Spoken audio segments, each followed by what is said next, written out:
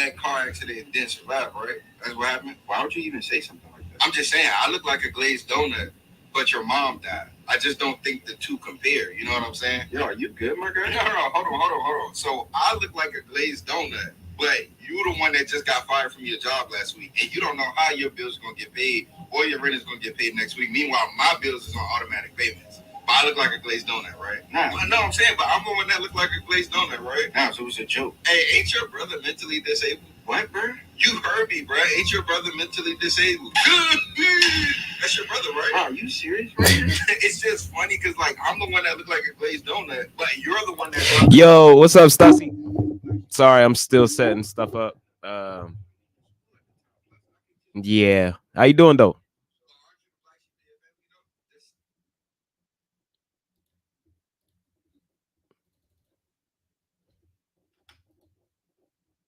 We about to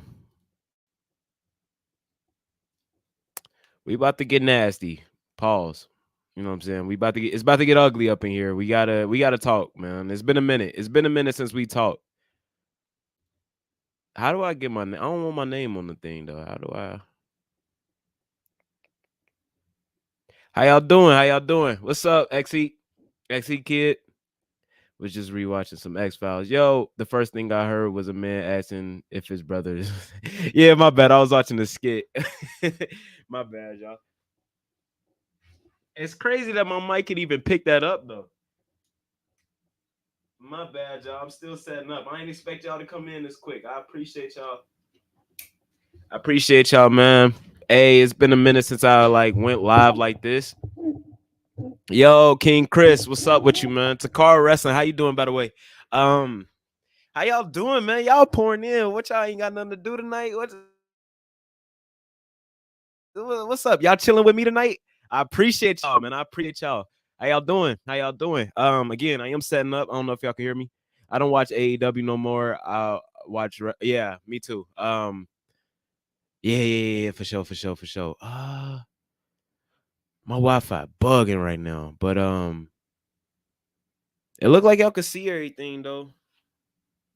Yeah, okay, that's better. I guess I gotta take some stuff off the Wi-Fi, but yeah, I mean, I ain't watched the pay-per-view. I'm gonna be honest with you. I saved my little $50. I'm happy I did, you know. Change the title, dude, or I'm gonna take this stream down myself. What's up with it? Hey, in the chat, hold up. In the chat, if y'all with it, I'm gonna invite some of y'all up so I ain't gotta just talk to the chat. I'm gonna invite some of y'all up and we go chop it up. You know what I'm saying? We go talk because I got some stuff. What's wrong with the title, man? Let me see. Ain't nothing wrong with that title, bro. It is nothing wrong with that title. It is nothing wrong with that title. That title is all facts. By the way, if you didn't know. Y'all just gotta stop. Y'all gotta stop being delusional, man. Like I love AEW fans because I love wrestling, but y'all gotta stop being delusional, man. AEW fans are the most delusional people I know, man. I love y'all, but y'all delusional. I do. Like I appreciate y'all, but y'all delusional. And that's a fact. It's cool. It is what it is. But you know what I'm saying? It's time we start putting shit out there. Like y'all motherfuckers are delusional.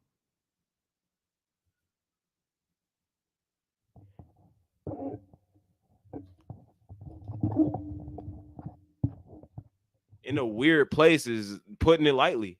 Counterfeit bucks and one penny Kenny. Hey, you know what I'm saying? Like, hey, I got my problems with Kenny Omega, but we go be cool to Kenny Omega as he what it sound like he recovering from, boy. Hey, I'm gonna relax on Kenny Omega. But yeah, them young bucks, man, they garbage, bro. Them motherfuckers are garbage, bro. Debate me. If y'all like the young bucks, talk to me. I think you are delusional. We about to get it started, though. Well, I feel like he might actually. They trash, brother. I know, man. Yo, King Mike, what's up, man? I'm a big fan.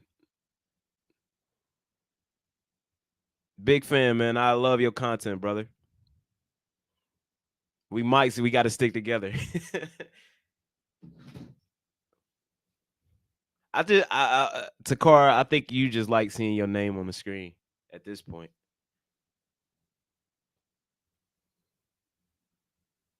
But yeah, I'm about to find something I could put on here real quick because I'll be right back.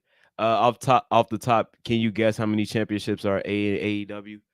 Um, how many are in AEW? I'm gonna do a quick guess. Uh, rough estimate 9. 9. What we got? Orange Cassidy's championship, Christian's championship. Are we counting Hook's championship? The world championship, obviously. The trios, the tag team. Um, damn, 16 is nuts. Yo, what's up? I forgive me if I say your name wrong, Anton. What's up, man? How you doing? Trios champion, yeah, 2 trio championships. We got 2 sets of trios championships. We got 2 sets of tag team championships. Right? There's Ring of Honor tag team championships still, right? Who won those? Hey, how you doing? Humble 85. And none of them championships matter. You know what I realized? You know who's the face of AEW? Tony Khan. But that's a whole different story. That's a whole different story for a different day. We're here to talk about Okada for real, for real. Oh, are we counting? Are we still? They didn't combine them? Do he walk out with 3 championships? Am I tripping?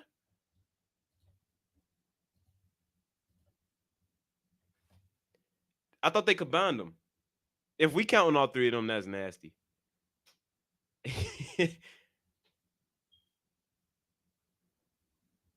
One of Eddie's is in Shave PW. Okay, yeah, that's fair. To be fair to him, nope, it's 3. Wow. No, Cornette said the Continental Breakfast Championship. Yo, that was like, I'm not for weight shaming, but you know what I'm saying, that was funny. We gotta admit that was funny. The Continental Breakfast Championship, that is hilarious. But yeah, man, this Okada dude, like, all respect to Okada. I'm gonna say this, and I'm gonna lead this. Hold up, let me put this in the chat because I want some of y'all to join. I want to talk to y'all. I want y'all to talk. Can I pin it? Show. I can't pin it. But yeah, join that link if y'all want to. Humble 85 is a okay. Yo, King Mike. I made a video about it. I ain't get to upload it yet because it's like exporting on my laptop. Bruh, I went on like a 18-minute rant about their ratings and shit. But Okada,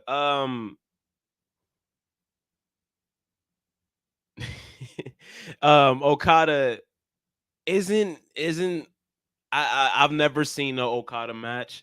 I've never seen an Okada match. I've never seen a Jay White, like a NJPW Jay White match. I've never seen a Will Ospreay match. And that's okay. You know what I'm saying? Because I don't know how to watch New Japan Pro Wrestling. I don't know how to watch it. Is it just strictly pay-per-views? Do they have a weekly television? I don't know. So you have to introduce these people as if we don't know them. When you cater to a niche audience, CM Punk tried to tell y'all that. I know how y'all feel about CM Punk, but listen to that press conference, man. Like, get past the anger, get past the muffins, get past the seltzer, get past the whatever. How you feel about that press conference? Listen to that press conference. Stop catering to a niche audience. That's how you lose 35 million in a year. I said this in my video and I just realized this today. I just realized this today. I've made more money off my YouTube than Tony Khan has made off AEW.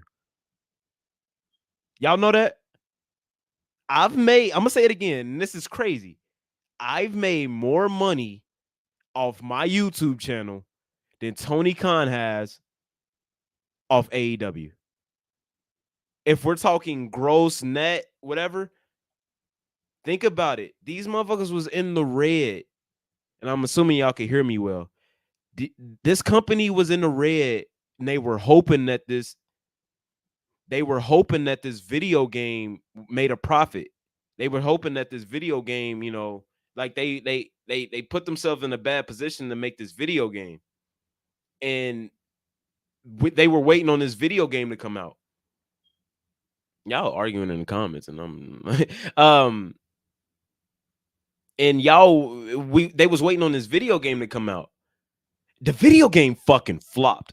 The video game is a disaster. I have more active. This is another fact.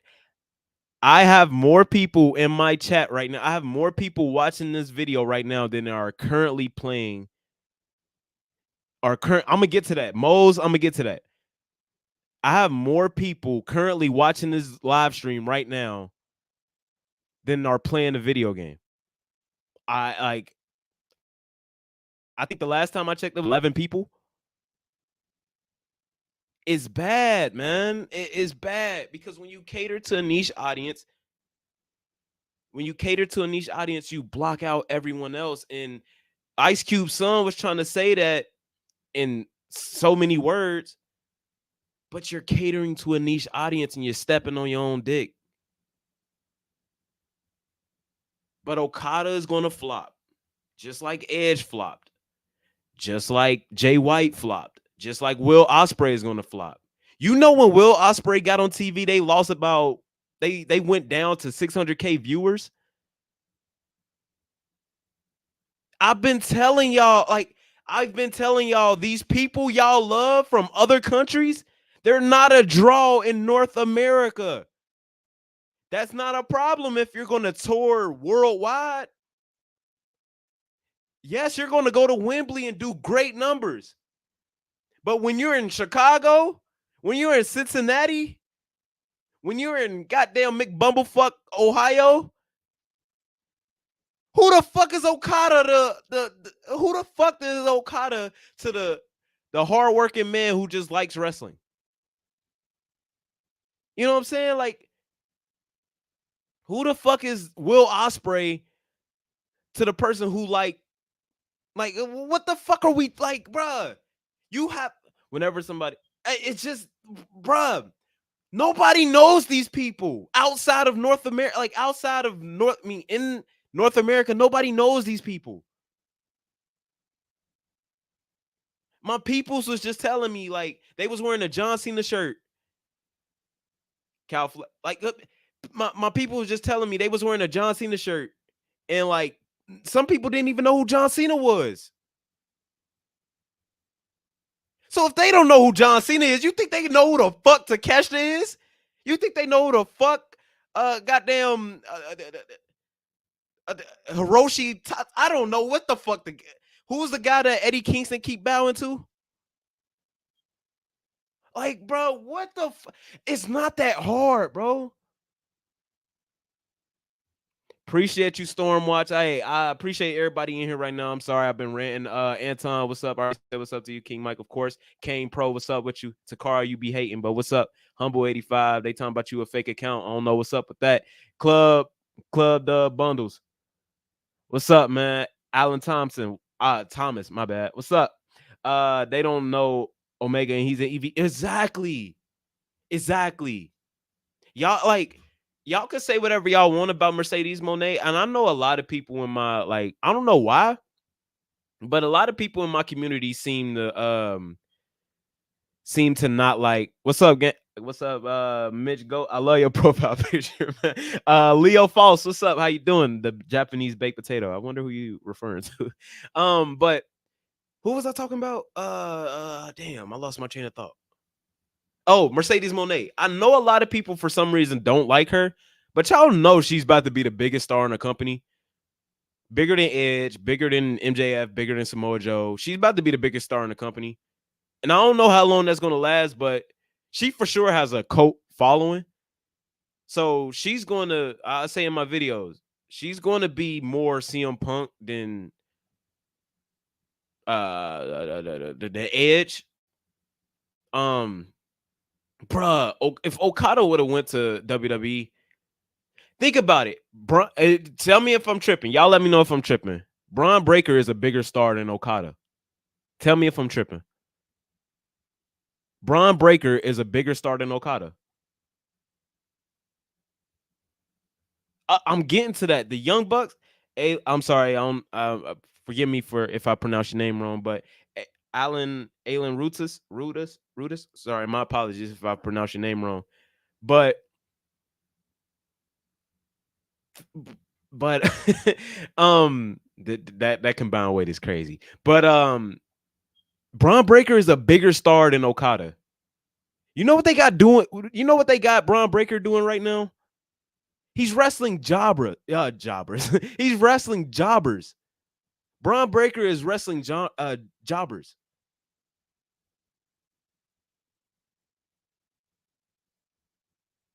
Like, you have to introduce us to these people. You think bringing in Okada and like just we're supposed to just feel like he's a big deal? And this is not on some races, whatever. He don't look no different. Like what about him should I be awed by? What about him should I be surprised by? What about him should I be like intrigued by? I don't know who the fuck he is. Y'all, he's only a big deal to me. He's only a big deal to me, or because y'all tell me he's a big deal. But and then y'all put him with the fucking Young Bucks. Hey, how you doing, Cindy? But y'all put him with the Young Bucks. That is nuts to me. That is nuts to me. You put him with the Young Bucks. I said this in my video that's about to upload too.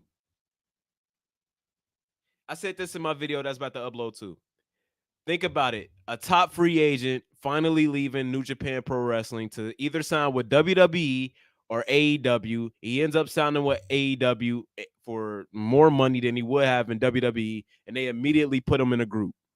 Who does that sound like? Will Ospreay, Jay White, and now Okada.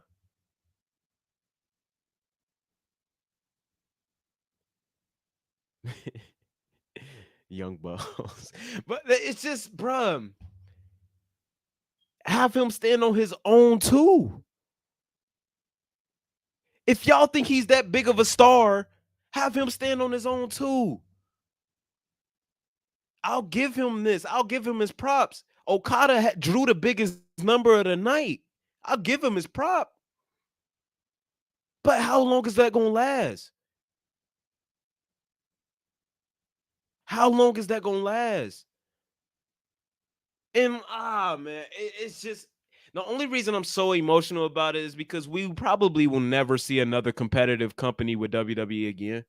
Like, it's a trend going around right now on Twitter about like, hey, what's up, Philip Brown? It's a yes, he's with the fucking Bucks, but it's a trend going on around with Twitter, like how WWE is in a good stage right now, and like y'all wasn't there for the rough times. Bruh, I was a WWE fan when it wasn't cool to be a WWE fan. I was a WWE, like, because it was all I knew. It was the only wrestling I had. I didn't know how to watch TNA. I don't know how to watch NJPW. I don't know how to watch Ring of Honor when it was on its own company. I was watching Roman Reigns get dog food poured on him. I was watching them bury Bray Wyatt time and time again. King Mike, I don't know who that's for, but it ain't for me, man. That just if he's as big as a star as they telling me he is, he needs to be doing one-on-one matches off rip. But I was a WWE fan when, like I was around for the big dog era. We cannot just have. I'm gonna be honest with you, Jalen. I don't even know what the main event was. I don't even know what the main event was. But we cannot just have one company, man. Even though Vince is gone, there's still remnants of Vince in WWE still. Like, let's not act like we didn't just see R-Truth get more screen time than, what happened to the Creed brothers? Like, let's not act like we didn't just see R-Truth get more time than the Creed brothers. What's up, Ryan Hart? How you doing, man? It's just we need competition. But the next billionaire who wants to start a wrestling company and they see how AEW did, who the fuck is going to want to do that? Who the fuck is going to want to start a wrestling company seeing how bad AEW is doing? Like, what the fuck are we like? And the biggest problem I have with AEW fans, whether for wrong or right, I grew up having these quote unquote smart fans, I grew up having y'all shit on my wrestling. Y'all told me John Cena couldn't wrestle. Y'all told me John Cena couldn't cut a promo. Y'all told me Roman Reigns couldn't wrestle. Y'all told me Roman Reigns was bad. And then I cut on the fucking Young Bucks doing gymnastics with dad bodies. I see fucking and then I tune into y'all shit. I tune into what y'all like. It's the same shit. It's the same shit. The storylines is bad. The storylines have no continuity. The booking is terrible. No, like, people don't act like humans on this show. It's the same exact shit. Y'all biggest star was just Super Cena for 6 months and y'all act like it was great. What's the problem with AEW? Your biggest star turned into Super Cena. What happened to Jay White? He got buried by MJF. Like, man, like, maybe like, I don't know if y'all know this, but like, when comedians be introduced, you're not supposed to introduce. What's up, homework? How you doing, man? YT Kilo, how you doing? I think I shouted everybody out. My apologies if I missed you. What was the main event? I have no idea what happened to pro wrestling, but the biggest problem I see is people don't understand why it became so popular. It just is stupid, man. It's stupid. Like, it makes no sense. How do y'all tune in for this weekly? How? It's the same shit, different toilet. Like, literally. I didn't watch Sting and Darby Allin's match. I didn't watch Sting and Darby Allin versus the Young Bucks. But I could tell you everything that happened. They fought in the crowd. They no-sold moves. Like 5 to 10 false finishes. Darby Allin jumped off some bullshit. I can't be nasty. I did see that all over Twitter. But I could have told you that was going to happen before Sunday. 10 false finishes. No selling. Gymnastics. It's how do y'all watch this shit? How do y'all watch this shit, man? And I'm not some WWE tribalist. I'll be the first to tell you, I have not watched a single full episode other than when CM Punk returned. I have not watched a full episode of Monday Night Raw since Raw 1000. I promise you. I will be the first to tell you that WWE can be garbage. I am the biggest CM Punk fan. I built this channel being a CM Punk fan. I will tell you when CM Punk do some garbage shit. But y'all act like I just man, like it be these content creators that I like. Tranquilo Club, I like him. I really do. I really like him. But how can he shit on WWE so much and their booking and then watch AEW Revolution and tell me that is a masterpiece? Bryan Danielson has turned heel and face 20 times in 3 years. Bryan Danielson has been a face and a heel 20 times. He's the new Big Show. I like Tranquilo Club. I do. I really do. But he's not. He's. I'm gonna say this in the nicest way possible. He be tripping. He be tripping. Like I agree with everything he said. Like there's a 40-minute video. There's a 40-minute video on my channel somewhere about me ranting about WrestleMania 39. I was with Tranquilo Club. Nah, I'll get to that, King Mike. I was with Tranquilo, bro. I still to this day I will be the first to tell you that it was fucking stupid to have Roman Reigns lose. Roman Reigns win at WrestleMania 39 because you hold up so much shit. This WrestleMania is supposed to be Cody versus Gunther. We can still have CM Punk versus Seth if he didn't get injured. Then Roman Reigns versus The Rock. But no, you were too afraid. You was too pussy to pull the trigger and have Roman Reigns lose. And you got lucky. You got lucky that us fans care about Cody Rhodes so much. But we not about to act like the same thing basically ain't happened to Jay White. I told y'all when it happened. And y'all shit on me when I said it. Jay White got buried at Full Gear. Was that Full Gear? Let me see. Is that Full Gear? Don't look at my search history.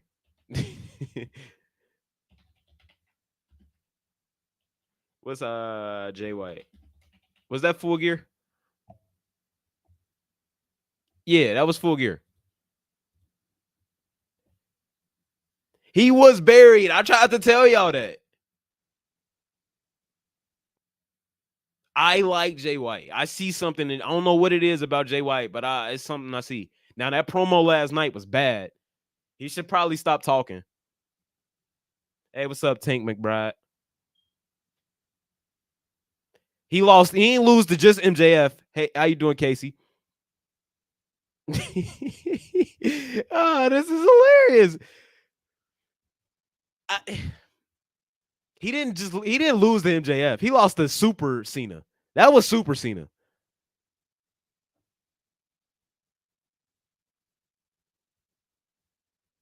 It is. Was that the homework? Was that in the? Was that the MMA match? Was that what they did? I could see Jake Hager losing. Honestly, I don't know. They they told me this, man. They want me to be hyped for Okada when they wanted me hyped for the Young Bucks. They wanted me hyped for the Young Bucks, and I was. They were garbage. They wanted me hyped for Kenny Omega, and I was. And he was okay. He's all right. They wanted me hyped for Chris Jericho. Oh, my God. Oh, my God. They wanted me hyped for Hangman Adam Page, and he damn near ruined the fucking company. They wanted me hyped for Tony Khan. He can't book for shit. So why the fuck should I be hyped for Okada? Why the fuck should I be hyped for Penta? Why the fuck should I be hyped, man?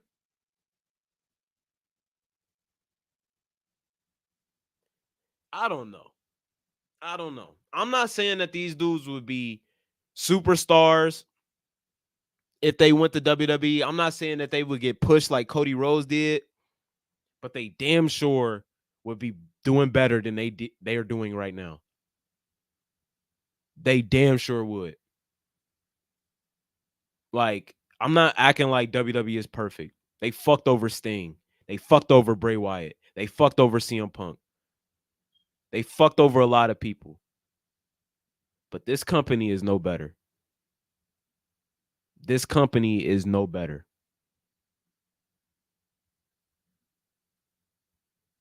Bro, I'm trying not to rant about it too much because I did just rant about it for 18 minutes and I promise that video is uploading. Bro, Okada is reportedly being paid more than Cody Rhodes, Brock Lesnar, Roman Reigns, and CM Punk.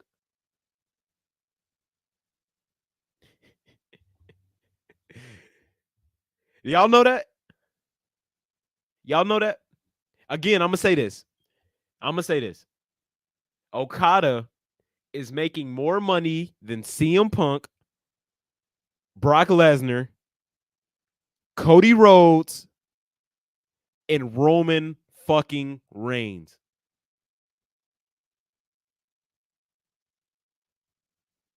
I don't get it. I don't get it. This isn't like, I love wrestling, but you do not get paid off talent in wrestling. I promise I'm not making that up. I promise I'm not making that up. The people who know, like, this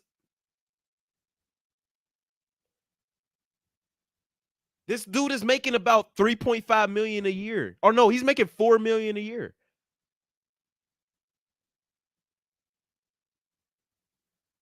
And the thing is, what I'm saying, in wrestling, like, wrestling is not real. I don't know if Tony Khan noticed or not, and I hate to say it because I love wrestling, but it's not real. You do not get paid off talent in wrestling. If so, Bret Hart should be a fucking billionaire. If we're paying people off talent alone, Bret Hart should be a fucking billionaire. Bryan Danielson should be the highest paid. Hell yeah, I'm pocket watching. Hell yeah, I'll be pocket watching. What's up, Slap Talk? What's up, Curvin? Bryan Danielson should be the biggest, the highest paid, but in wrestling, you do not get paid off your talent. This isn't the NFL. This isn't the NBA. You're not paid off your talent. You're paid off how much money you can make. That's why Roman Reigns is one of the highest paid. That's why The Rock just made 30 million. That's why Brock Lesnar could come in whenever he wants. Not anymore, but you know what I mean. You're not paid off talent. And yeah, before Okada, I believe Chris Jericho, if not, I think he's still the highest paid. I'm not like, I've never touched $1 million. I've never even touched 20,000 at once. But even I know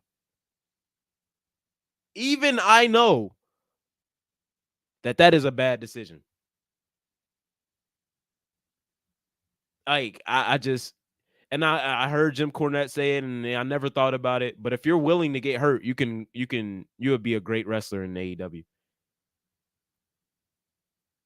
Like, literally. If you're just willing to get hurt, you can make it in AEW. Tell me what in AEW. Tell me what in that Darby Allin, that Sting, Darby Allin, and Young Bucks match. What in that match did you see that you couldn't do right now with no training? Why do I love Tony Khan? I do. I know, like, this. I love Tony Khan. I promise I do, because I relate to Tony Khan. If my father was a billionaire, I would start a company as well. This isn't hate, as my father would say. This is passion.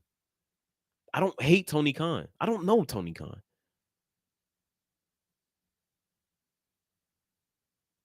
Like literally. But the problem is he has the opportunity to do something that nobody else has been able to do in 2 decades. If you were willing to do that, you could have main evented AEW. But again, I don't hate Tony Khan, but like he is not helping anything.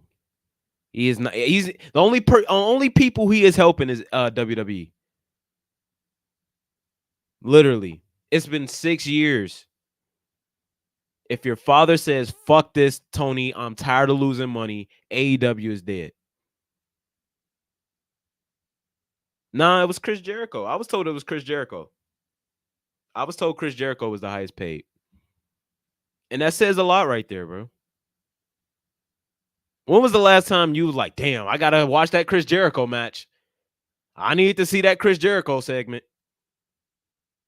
I need that new Chris Jericho shirt.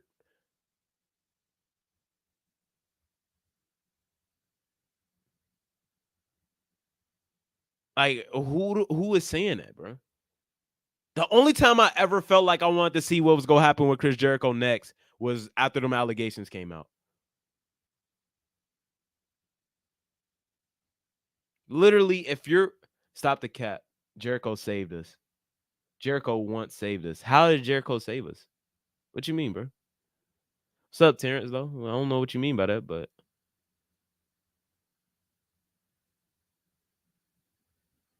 yeah, like I want to enjoy wrestling. Like, don't get me wrong, it's a profit.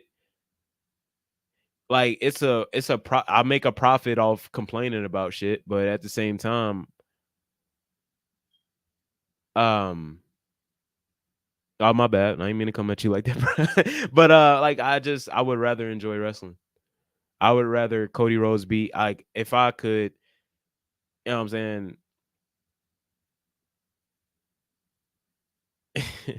Why though?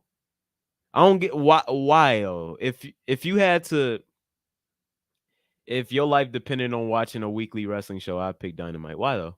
I could see that, because honestly, I can't watch 3 hours of Monday Night Raw. I just can't. I can't. I can't do it. I'm not saying wrestling is easy to book, but he definitely overcomplicates it. You don't hate Tony Khan. Why you still complaining about Tony Khan? You know wrestling is not easy to book. So the reason I complain about Tony Khan is because he is again, I just said this, but I'll say it again. AEW, our Tony Khan has the opportunity to do something that nobody else really can do. He fast tracked his way to a major competition to to WWE. And it's not that I hate him, it's like I'm disappointed in him because he's been watching wrestling more than I have. He's been watching wrestling longer than I have. He's a bigger fan of wrestling than I am. His niche audience told me growing up that my wrestling was bad. He growing up, Tony, like his audience told me that the wrestling I love, the wrestlers I love, sucked. So then when I take the time out to watch what they like, it's just as bad, if not worse. And I won't say wrestling is easy to book, but he definitely overcomplicates it. He definitely overcomplicates it.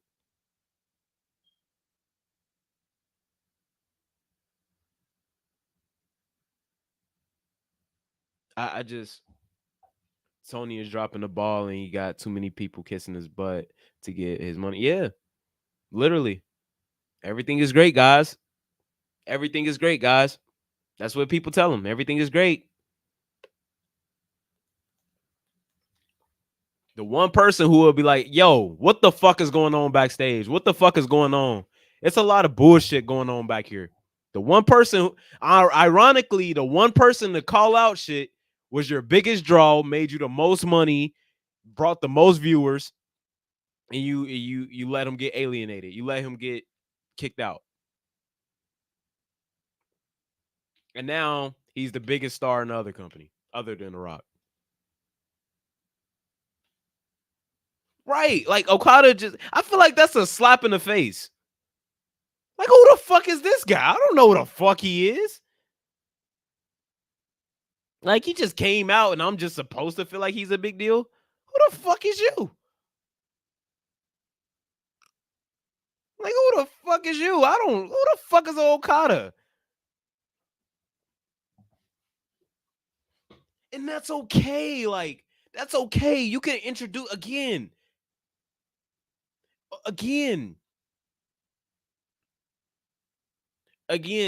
Braun Breaker has he's a future main eventer. He's a future world champion. I love Braun Breaker. I do. They got him wrestling jobbers, bro. They have him wrestling jobbers. You know why? Because that builds equity. So, like, all right, last week he destroyed somebody. He destroyed a jobber, and it took him a little bit. Like, okay, bet. Then the next week, you see him against this bigger guy, destroys him in 10 seconds. Bet. I want to see what he do next. So then when he starts fighting people who else got equity, when he starts destroying Grayson Waller, then he goes to Austin Theory, then eventually we get those matches with LA Knight, because you built him up. And even though a certain audience already knows he's a big deal, even though a certain niche audience already knows Braun Breaker is a big deal, you're building up that equity with new viewers. So now everybody cares about him. But imagine if Braun Breaker just came out and started siding with Austin Theory and Grayson Waller. Like, who the fuck is this guy? Like, it's just, I don't see Braun Breaker with the NXT Tag Championship. I don't get that either, but I don't know. I don't get why he don't come out with it, but yeah, it's just people got me interested in Jay White. Honestly, I only care about Jay White out of spite. Honestly, they booked him into the ground, and it's just like I want to see him bounce back from that. I do. I want to see Jay White bounce back from Tony Khan's booking. I'm comparing Braun Breaker to Okada because they both have hype. But look at the two different routes they took. One is slowly being built up. Braun Breaker is being built up. And Okada just got put in with the fucking Young Bucks. That's a dead end street. I'm sorry. Do I want to see do you think AEW need a brand split? It's too late. It's too late for a brand split. It's too late. Because Collision is dead. Who the fuck is watching Collision? To you, Nick. That's the problem. To you. You know who Okada is. The regular Joe Schmo who works 9 to 5 and just wants to come home and watch wrestling for 2 hours doesn't know who the fuck Okada is.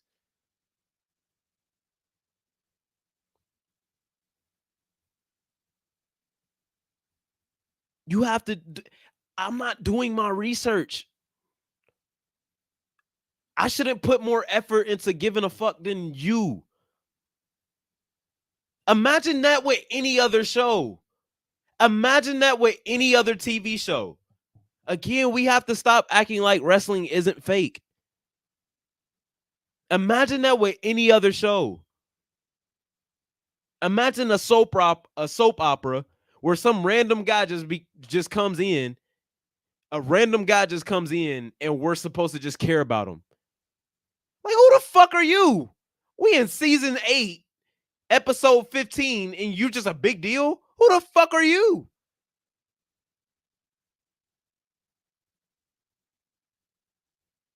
But that's the point. You said AEW was marketed to these fans already. They aren't. No, the problem is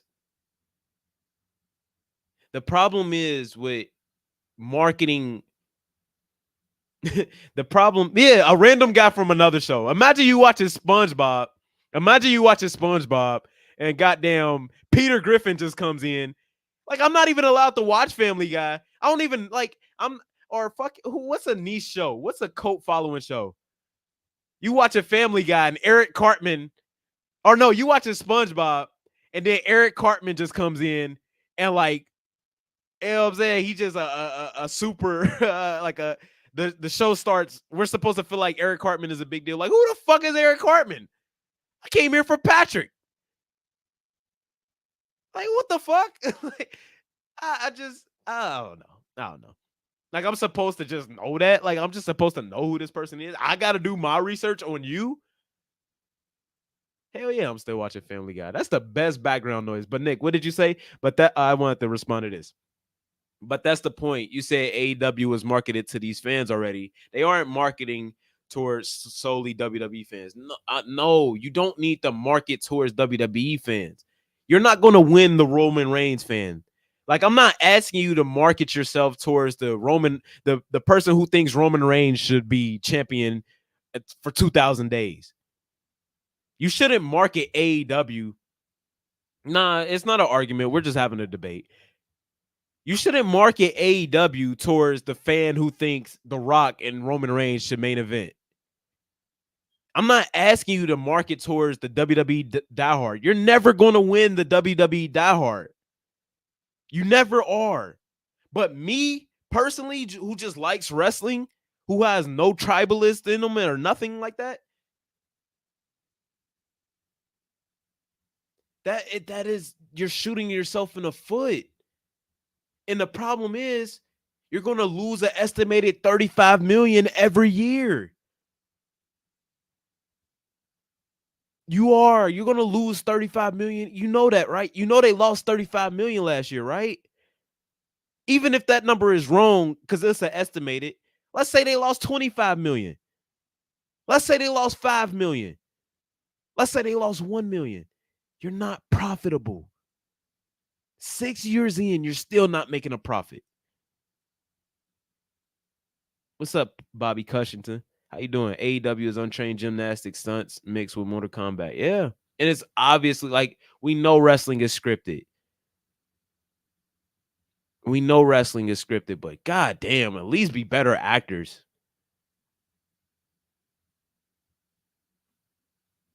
Like I said in my video, like, at this point, I'm convinced I'm convinced AEW is just a money laundering scheme. And Nick, I'm not like I apologize if my tone is crazy. I'm not trying to, like, talk down to you or anything like that. I'm just I like talking this stuff. I really do. I know it sounds like I'm annoyed, but the NFL may be scripted, but if fucking right, I appreciate you. Like like, imagine with the NFL, Wayne Gretzky just came in.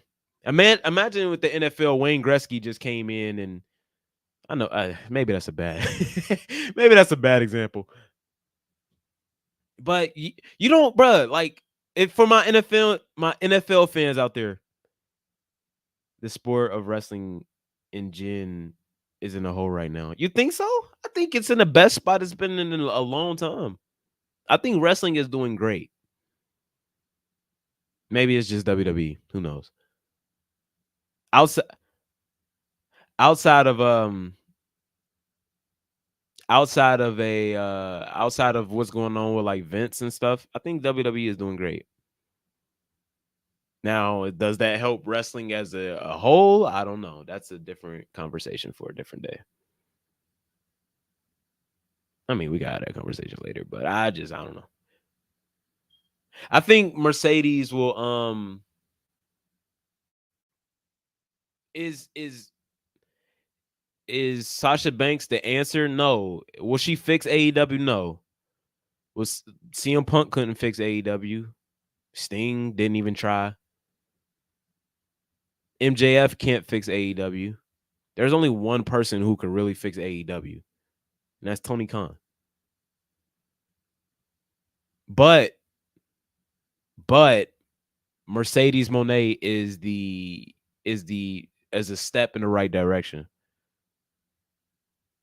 They didn't they? I ain't even peeped that. That's a nice catch, bro. They changed the fucking color scheme to match her hair. That's crazy. Ah, shit.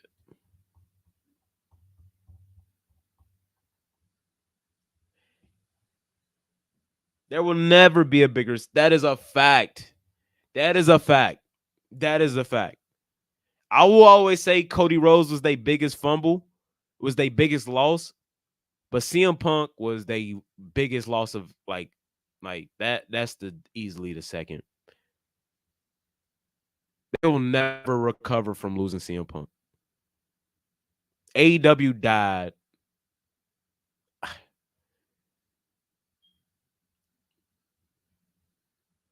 Wembley was really the death of AEW, man. That was the final nail in the coffin. There's only one person who could fix AEW, man. No matter how many stars you sign, no matter what, man.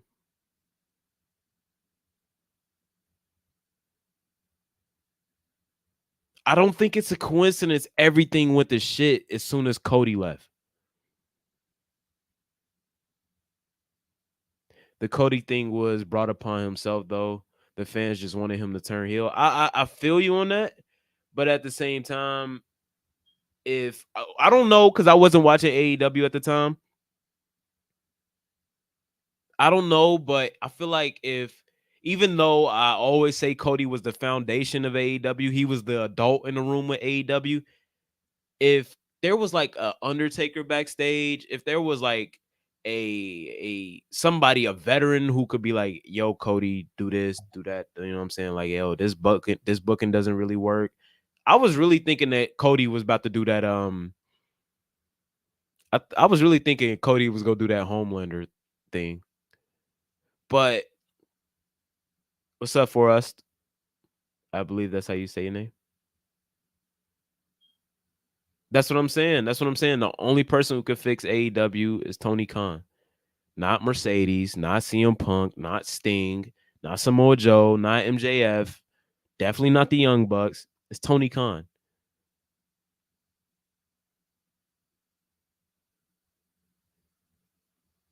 You think he chose CM Punk over? You think CM Punk and Cody had beef? I don't know. I don't know about that. From what I've heard, it was the Young Bucks and Cody. From what I heard, I don't know. We may never know. We may never know why Cody left AEW. But from what I've heard, it was like just him either seeing what was going on, like he's seen what was coming, he's seen the forest from the trees, or AEW was what Cody Cody and the Young Bucks were like drifting apart.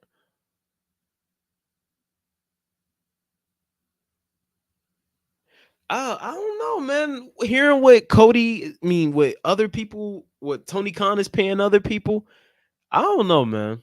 I think Tony Khan is worse than Eric Bischoff at this point when it comes to paying people. What do you think about Edge and so far in AEW? I think he flopped. I think it's a flop. He should have. He like I know it's hindsight and it's easy to say it now. He should have turned heel. The best Edge is he. I think his whole run. I would argue Edge's whole run since he came back from retirement has been a disappointment. He peaked. That shit peaked when he returned at 2020 Royal Rumble. He hasn't put anybody over. He hasn't helped anyone. I think the best thing he did was create the Judgment Day, but Judgment Day was at his best when he left. Um, he buried. You're definitely kidding. Connected, right? What? What's up, P Series? I ain't even peep. My bad. All right, and Jordan, how you doing? The connected Vince Russo. I think he already got Vince Russo. Shit.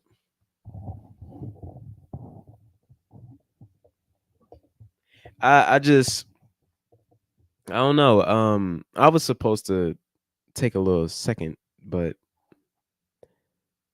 Vince Russo, best booker of all time, for real. Wow.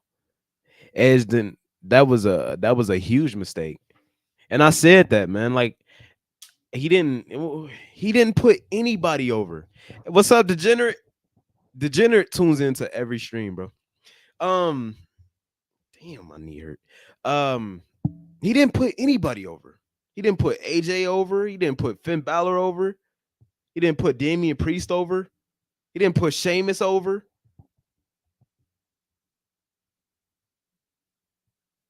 Edge hasn't put anybody over.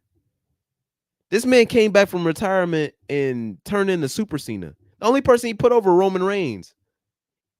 And I still stand on the point that if Edge was a world champion, he would have retired. He would have retired happily. I don't think he would have went to AEW. If Edge would have won a world championship, he would have retired in WWE.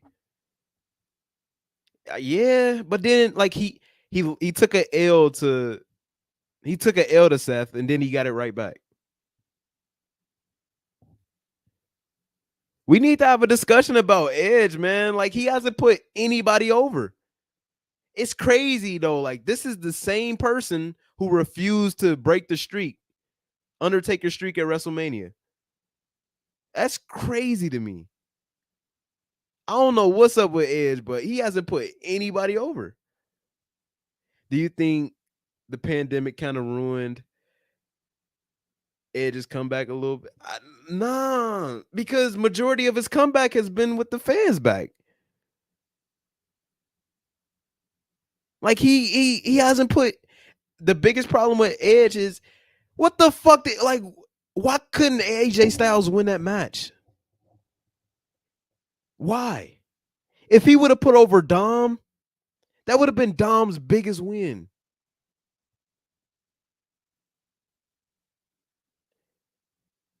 I just I don't know. I think Randy, he put over Randy kind of. I guess. Do people even remember that match? I guess. Like, all right, I guess it was a 1-1. I guess that was the beginning of the end for AJ Styles, man. Why the fuck did he lose that match? I don't why. Edge is confusing. Yeah, what the hell? I just again, I think the best moment of Edge's comeback was when he returned. I don't know. I like again. I still stand on the fact that if he would have won the world championship, he would have retired in WWE.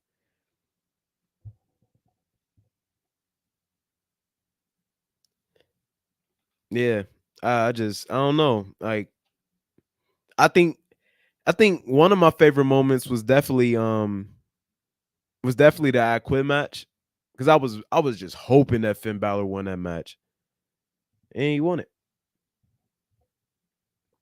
But then the damn demon lost. So what the fuck is we talking about?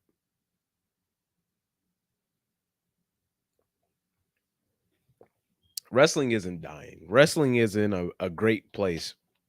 Maybe it is just WWE, but wrestling isn't maybe it is just WWE, but and I think AEW would be doing way better with the right booking. It's getting scary for AEW though. Because they don't even have a consistent 800K no more. For like a year straight, these motherfuckers would do 850 to 875 weekly ratings on Dynamite. Bro, they was 779 last night. With the quote unquote biggest the biggest fucking free agent in the fallout of Sting's retirement. and you couldn't draw 800K. I don't see it changing, bro. I don't see it changing. I don't. Asking Tony Khan to give up booking is like asking Vince to give up booking. They 700, and that's not even taking off the first quarter. That's not even taking off the first quarter in the last that 5-minute overrun that they always do. If you take out that first quarter from the Big Bang Theory, they probably didn't even get 750.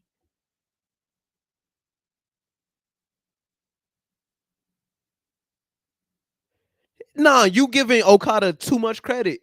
Casey, you giving Okada too much credit. He had 865.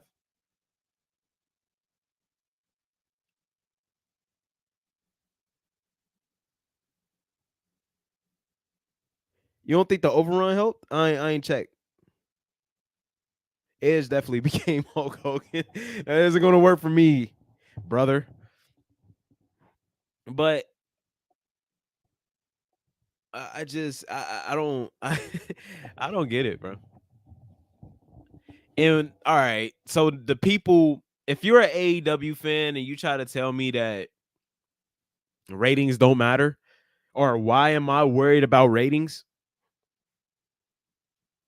I'll tell you why I'm worried about ratings, because no matter how you feel about wrestling, no matter what your opinion of wrestling is, like what your opinion should wrestling should be, whether your favorite match is Shawn Michaels versus Undertaker or goddamn AJ Styles versus Shinsuke Nakamura, what is drawing the money? Because I stand on this. What is good, people will watch. What is real will prosper. WWE isn't doing the best numbers right now because of talent. They're doing numbers right now because the product is good. They're doing numbers right now because Cody Rhodes has a fascinating story. We want to see how it ends. The bloodline story is interesting, no matter how you feel about it. It's something to tune into. Gunther is something to tune into. Chad Gable, something to tune into. At worst, R-Truth will make you laugh. You want to see what happens next with R-Truth. You want to see Logan Paul. You want to see how Logan Paul keeps increasing, like how he keeps getting better. Like you want to see that shit. But nobody just wants to see quote unquote good matches. Let's just say for shits and giggles, we all agree that AEW has the best wrestling. What does it matter? What does it matter? What does it fucking matter? If you're an NBA fan, what's the best playoff series? If you're an NBA fan, what's the best playoff series? Some people will say 2016 NBA Finals. That is bullshit. It's not. 2016 NBA Finals fucking sucked. It was blowouts every other game, and the game 7 was okay. The game 7 was good. But you know why people love the NBA Finals of 2016? Because the stories. Stephen Curry about to take the crown from LeBron James. Kyrie Irving trying to get his first ring. The Warriors, the greatest team of all time. LeBron trying to bring a championship to the championship to Cleveland. Cavaliers versus the Warriors. The storylines. If we're just talking about action, if we're just talking about quality of games, the best playoff series is like 2010, 2011 Bulls versus Celtics. Y'all can't even tell me 5 players on that team. Y'all not going back to watch that. But y'all will go back and watch the 2016 NBA Finals. Y'all can't tell me what Tom Brady. Y'all can't tell me what Tom Brady Y'all can't tell me the numbers Tom Brady put up in the Super Bowl. Y'all can't tell me the numbers that Tom Brady put up in the Super Bowl he lost the against Philly. But y'all could tell me like what the story was. Tom Brady trying to win another ring. Tom Brady trying to go back to back. Nick Foles, backup quarterback, trying to bring a championship to Philadelphia. It's the stories that matter. Right. It's the stories that matter. Nobody gives a fuck about the quality of the games. Nobody cares about how good the games was.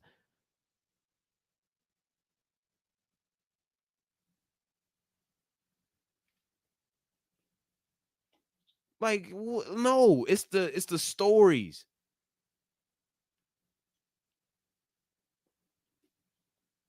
Yes, it helps if the quality is there, but at the same time, what's hooking you? The story.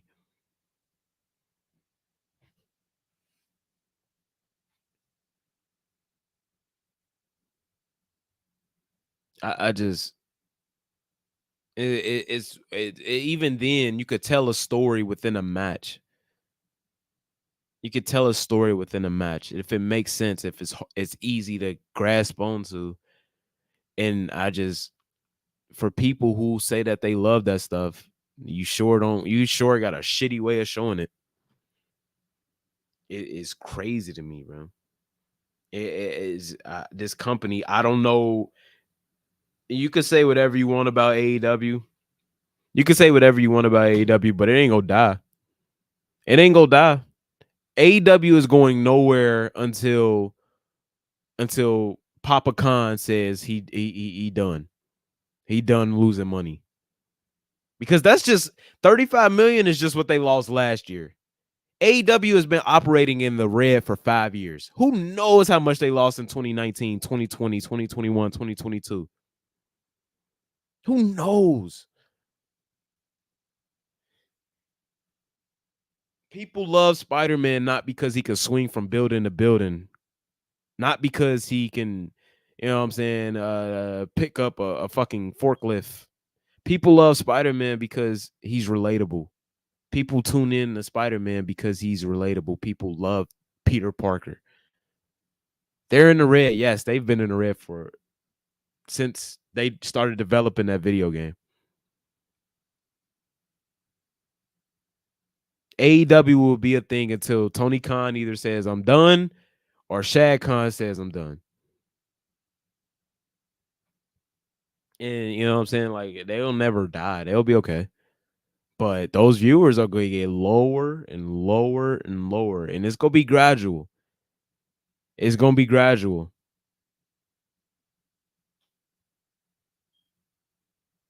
It's going to be gradual. They will never recover. I personally believe, and even then, who's gonna be the one to? Who's gonna be the one to? 100K is crazy. Who's gonna be the one to start booking AEW? I don't know who the answer to that is. I don't know. Could have been CM Punk. It should have been CM Punk. It's crazy. CM Punk did more in 9 months than anybody has in 5 years for AEW. CM Punk is the reason I can't stop watching AEW, honestly. He got me interested in Darby Allin. He got me interested in MJF, Wardlow, Powerhouse Hobbs, Hook, Britt Baker. These are people I can't let go because CM Punk told me I should like them. CM Punk did more for them in 9 months. You can say whatever you want about CM Punk's run in AEW. But I just, that shit crazy. You can say whatever you want about CM Punk's run in AEW, but those 9 months were the greatest 9 months in AEW. What's up, Antonio Jones? I'm sorry I ain't been shouting y'all out, man. Jordan Hurley, how y'all doing? Alexander, how you doing? Casey, still been here. King's Mike, you been here since the jump. Appreciate you. Boomers TV, how you doing? Susie B, how you doing? You think Punk will book NXT one day? I hope so. I hope so. I was thinking it was a sure thing. Until Jim Cornette said, like, does does CM Punk have the patience? And when you think about it, I mean, does he? I love Punk, but we'll see. We'll see. We see how that went in the other company, so we'll see. What's up, Larry?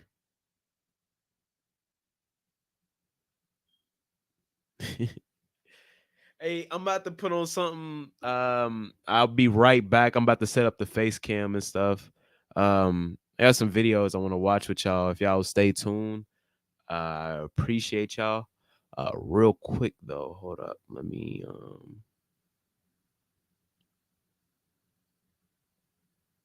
Thank you, Susie. Appreciate that. Hold up. I don't want y'all to see my YouTube though. Hold up. Actually,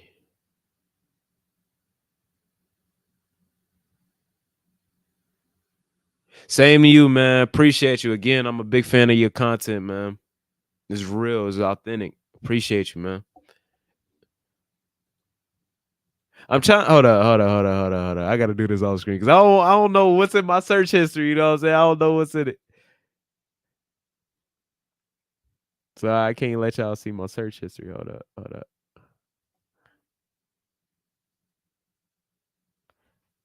Damn.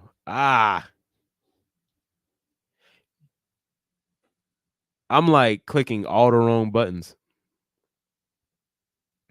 And I'll be right back. If y'all could stay tuned, I definitely appreciate y'all.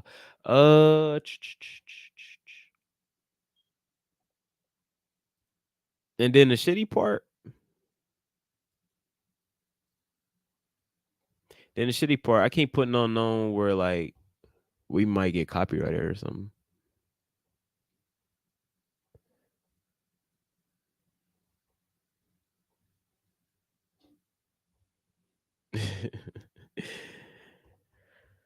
Hold up.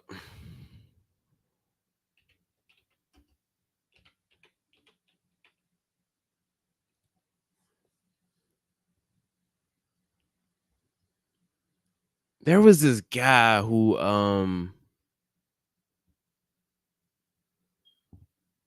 he made a video and I hit him up.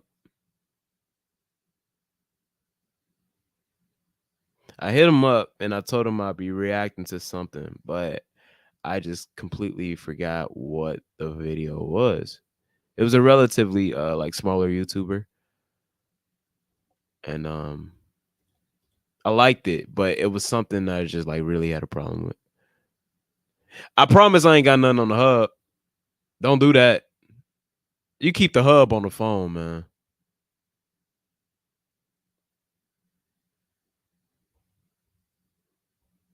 Yeah,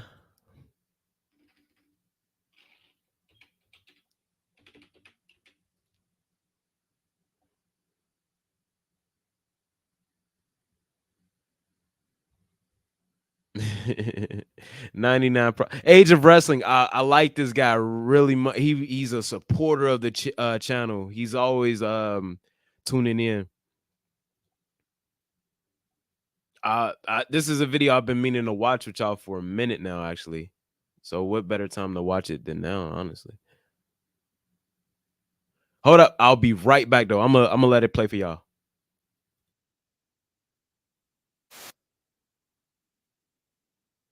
Right back.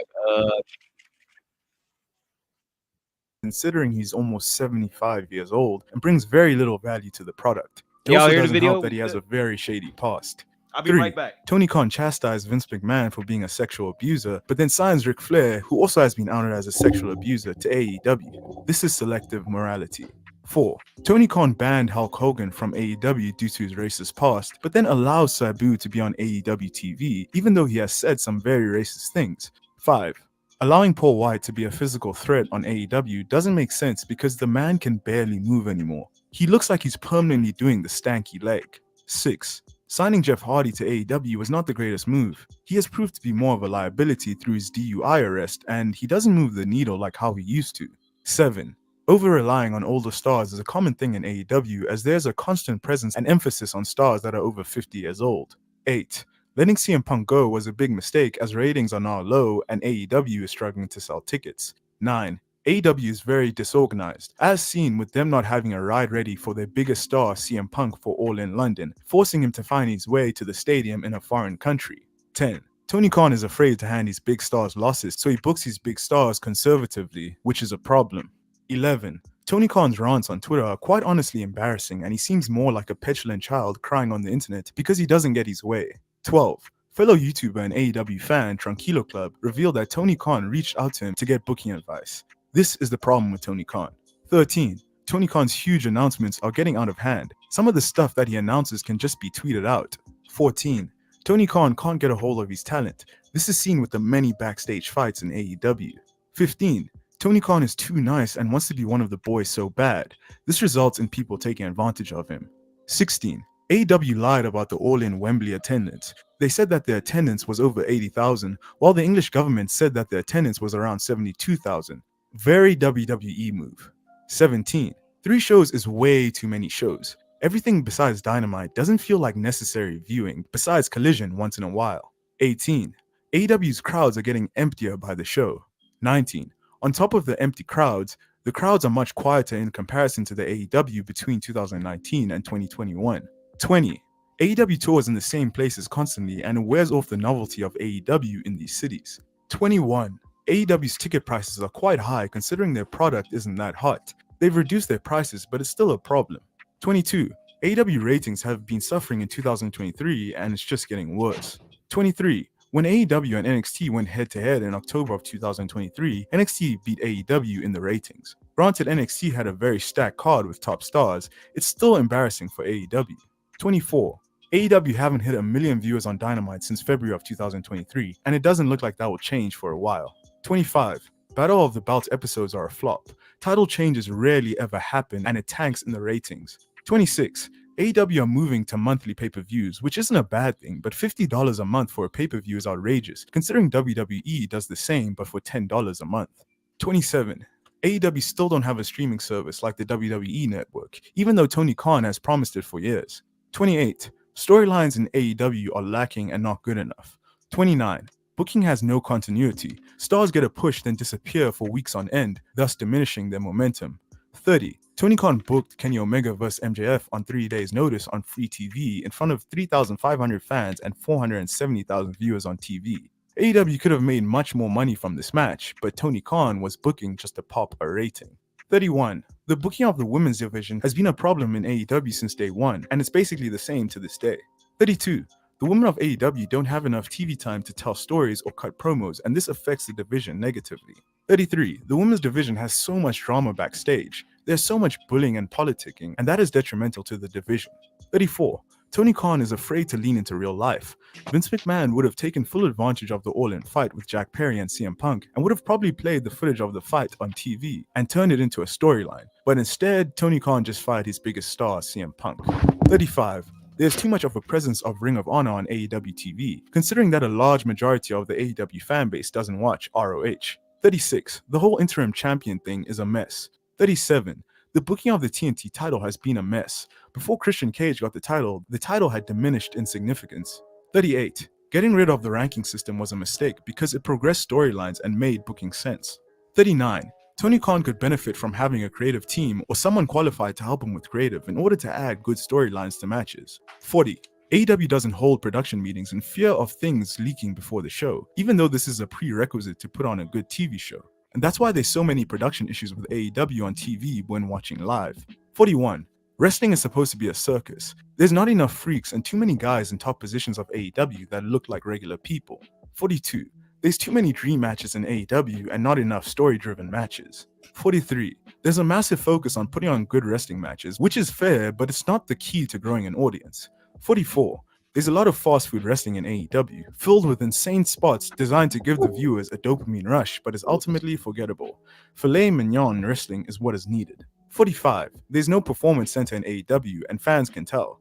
There's way too many botches in AEW. 46. The over-reliance on hardcore gimmick matches is a massive problem in AEW, and quite frankly, there's just too much blood. 47. Jon Moxley bleeds way too much. Almost every single match he wrestles in, he bleeds. This wears off the novelty and shock factor of blood. 48. AEW matches are too unsafe. You have wrestlers flip-flop flying and almost dying just to get a pop from the fans, which is unsustainable in the long run. 49. Due to this dangerous way of wrestling, there have been way too many injuries in AEW, which hurts the product.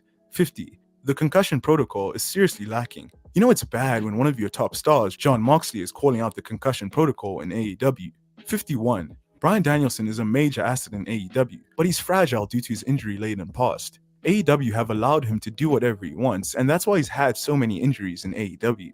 52. AEW allowed Bryan Danielson to wrestle even though he had 2 fractured orbital bones, which is unacceptable. 53. Darby Allin takes insane bumps, which is awesome and all, but this sort of recklessness is what could land him in a wheelchair by the time he's 50. AEW needs to protect wrestlers from themselves. 54. Even though Darby Allin is injured, he's still allowed to do death-defying stunts elsewhere, and this could seriously hurt him, which could be bad for AEW. 55. AEW even allowed Darby Allin to get a face tattoo. While this is sick on the surface, it ruins all chances for him to become a megastar in AEW. You can't have someone be the biggest star and marketer of your product with a face tattoo. Advertisers won't allow this. 56. MJF used to wrestle once or twice a month, but nowadays in AEW, he wrestles 4 to 5 times a month. This overexposes him and wears the special aura of MJF away. 57. Allowing MJF to hype up his contract ending and him potentially going to WWE is a bad look. It makes AEW look like the little leagues. 58. It's not only MJF who buries AEW publicly, but other wrestlers do this too, and it just makes AEW look really bad. 59. Letting Cody Rhodes go was a big mistake as it left a massive hole in AEW. When Cody Rhodes left, it was the beginning of the end for AEW. 60. Letting Jade Cargill go was a big mistake, seeing how she's been treated like a superstar in WWE. Tony Khan should have thrown whatever amount of money she wanted so that she could stay. 61. Not signing Dragon Lee was unfortunate, but it highlights the problem of AEW giving one-off appearances to talent just to put them on WWE's radar so that they can sign them. The same thing happened with Cora Jade. 62. It's been reported that the AEW Fight Forever video game took about $40 million to develop. Everyone played the game for a few weeks and then dropped it because of its issues. It's now on sale for almost half the price it was at the launch date. It looks like the game is a flop and is not profitable. 63. The whole WWE diehards versus AEW diehards thing is kind of cringe on both sides, but the problem with AEW diehards is that the second you criticize the product, it's like you've attacked them personally. I know because I used to be like this until I snapped out of it. 64. The New Japan Pro Wrestling and AEW working relationship is one-sided. New Japan gets most of the benefits of their working relationship. 65. Adding the Ring of Honor belts, 19 different wrestlers could have a belt on them at any given time in AEW, and that's not even considering all the New Japan belts and the indie belts that wrestlers are allowed to have on TV. 66. The tag team division used to be stacked, but now there's just a mid-tag team division and a mid-trios division. 67. This has been a problem since the early days of AEW and persists to this day. There's just too many factions in AEW. 68. AEW's booking of Wardlow has been questionable to say the least. He could have been a big star, but his momentum has been thwarted way too many times. 69. Keith Lee used to be a big star in WWE, but now he's just another guy in AEW. 70. Miro could have been a big star in AEW, especially with his Redeemer gimmick, but all the momentum with him has been lost due to poor booking. All right. 71. Malachi Black could have also been a big star I'm fighting for the TNT title and the World title, but he's been stuck in trios. This streaming service, StreamYard.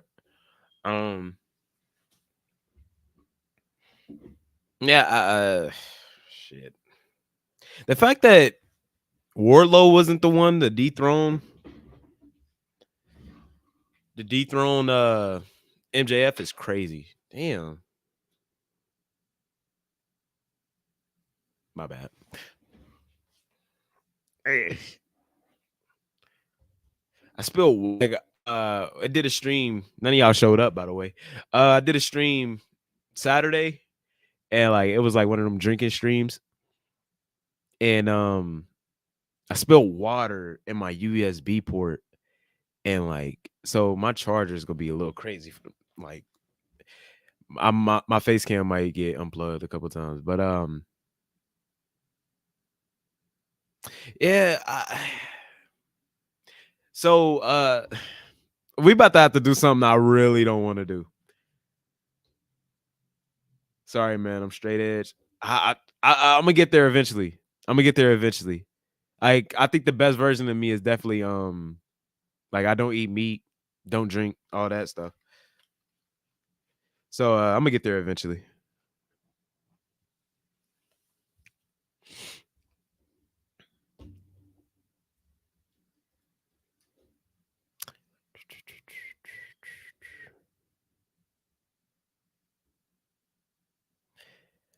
Where is this guy's video? Shout out to Asia Wrestling, by the way. Appreciate you, man.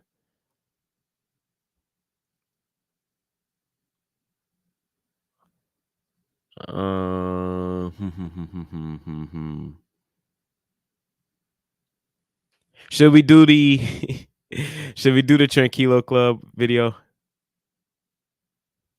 Should we do the Tranquilo Club video? I really don't want to, man, because I love this guy. I do. I promise I do. I love this guy.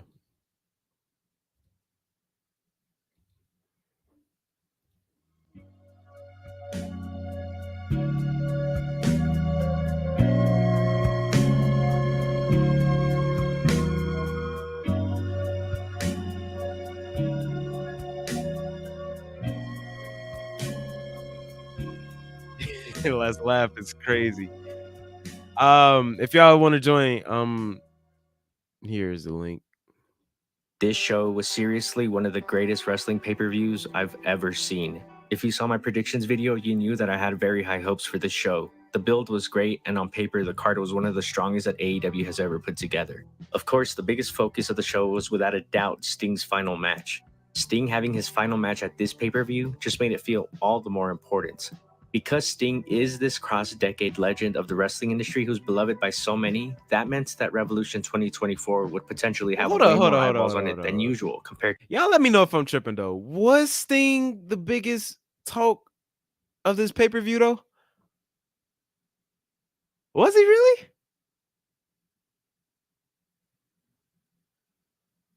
I don't know. I think more talk was about the Young Bucks. I think more talk was definitely I think it definitely got overshadowed by WWE, but if we're just talking about the pay-per-view, I think there was definitely more talk about the Young Bucks than Sting. Am I tripping when I say that? Sting and Swerve? And like what's going on with Hangman Adam Page? So it's not just me. Like, it was like, yeah, we all know Sting is retiring, but you know what I'm saying? We'll get there when we get there type shit. But yeah, and that's the reason I was interested in it as well. But I definitely don't think it was the biggest talking point. What is this app? It's StreamYard. But I definitely don't think it was the biggest talking point. Right. It's definitely why they sold out in Greensboro, but just talking like the discourse online was more so about, it wasn't, tributes to Sting, more so it was Young Bucks, it was, Swerve, like King Mike said, it was Swerve, it was Hangman Adam Page. What's going on with what's going on with Adam Page? Why did Sting win the tag team championships? All right, if I'm tripping, I'm tripping. Man, I ain't tripping. Fuck it. To other pay-per-views. AEW knew this show was important and widely covered, so they had to capitalize. Sure, Sting's last match could have been more than enough to entice people to watch, but instead, they chose to build around it with a card worthy of sharing the spotlight with Sting's last match. The fact that almost every single match on this card either met or exceeded expectations is more important than people realize. AEW has started off 2024 in very promising fashion after a turbulent 2023.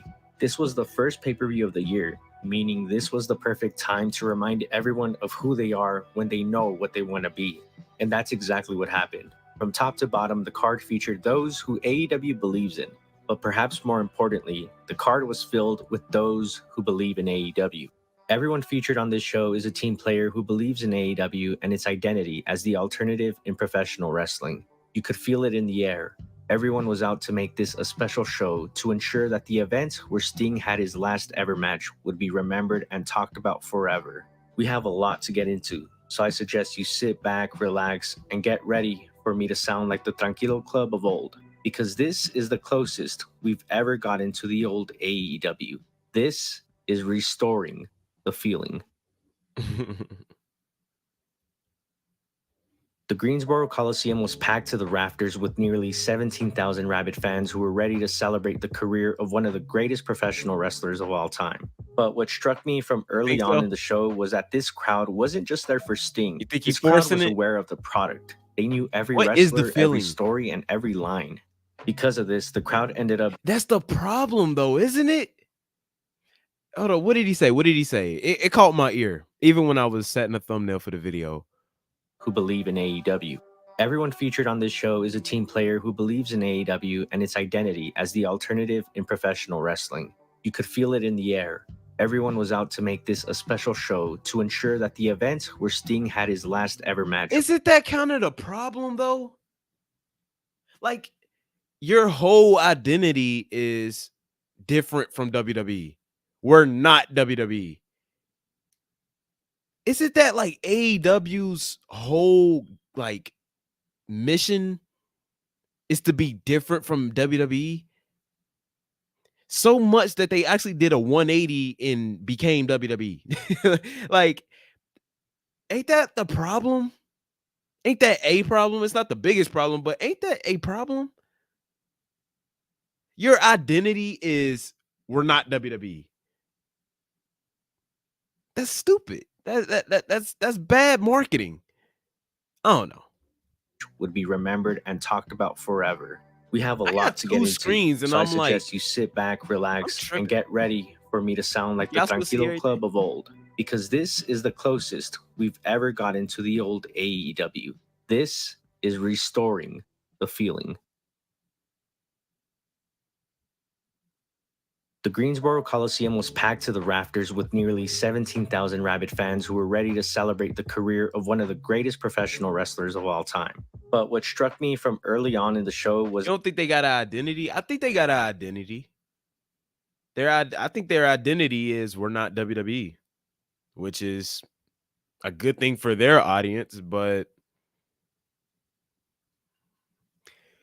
I don't know. I just that this crowd wasn't just there for Sting. This crowd was aware of the product. They knew every wrestler, every story, and every line. Because of this, the crowd ended up being one of the very best That's that true. AEW has ever had. Even during the two low points of the show, which I'll get into, they managed to make some noise. I knew right away from the opener between Daniel Garcia and Christian Cage for the TNT title that this crowd was going to bring a different level of energy, the kind that we associated with the AEW for the first few years. Daniel Garcia having a singles match on this card was exactly what I was talking about in regards to this show featuring wrestlers that AEW believes in. It's a night and day difference compared to the directionless vortex that Garcia was in for most of 2023. Here, he was trusted to open the pay-per-view with one of the most consistent characters in AEW, Christian Cage, and it paid off. The sellout crowd was firmly behind Garcia, meaning the past few months of investment on AEW's end had worked. In the end, I believe the right person won. Father of the Year Christian Cage retained his title after interference from the patriarchy. DG. Y'all think Daniel Garcia should have won? I don't know. I don't have a problem with, because I'm assuming Edge is gonna win the title from Christian. I don't have a problem with it only because they started doing the Copeland challenge or whatever. So, that was I guess it makes sense. So, I don't know, but I just don't care anymore. It's just one of many championships, I understand you got to build a legacy for championships, but when there's 15 other championships you can win, it's like, is it that big of a deal? He didn't win the belt, but You from Ticket TV? The hell you doing here, bro? didn't have to. This match, along with the reaction he got, is a sign that he's headed in the right direction. As for Christian, he's managed to keep his gimmick over. Therefore, he's still a worthy champion. The second match is when I truly knew we were in for something special. Eddie Kingston and Bryan Danielson faced off for the Continental Crown in a match that would be considered match of the night if it took place in any other company in America. But this is AEW. It's insane to say, but this was only the appetizer for the rest of the night. This was the third encounter between these two within the last couple of months, and it might have been the best. This was I know pure Tiki hard-hitting from, professional Players wrestling with Choice. a rabid crowd that was Not split saying- 50-50 on who they were rooting for. Not saying I The amount only of know time I him, like, bit at the from near Players falls Choice, but thinking that's that how I got Danielson was introduced finally to going to hold some gold in AEW was actually insane. They had me in the palm of their hands. Eddie Kingston is by no means a homegrown AEW talent considering his age and experience on the independent scene, but he's very much an AEW guy in the sense that they were the first company to give him a major platform and allowed him to get over. The fact that he had dueling chants against a living legend of the game like Danielson in front of a sold-out crowd is a testament to how beloved he is. I'm telling you, on any other show, this would be considered match of the night. If anything, I feel people are forgetting just how fantastic this match was. Did y'all watch Considering we this? got I have yet to watch the pay-per-view. I don't know if I'm gonna watch it. From what I'm hearing, from what I'm hearing, it isn't worth $50. But how did y'all feel about? I've seen clips, but I've learned in my short time of being in a in my short time always being in the the IWC that you shouldn't judge a match off clips. But from what I've seen, it wasn't pretty. And what I've heard, it isn't pretty either. I know some of y'all be trapping. I know some of y'all be trapping. Casey, you be trapping, don't you? Free 99, you be trapping. Y'all be on them streaming sites. I'm a snitch on y'all. I'm a snitch. If y'all be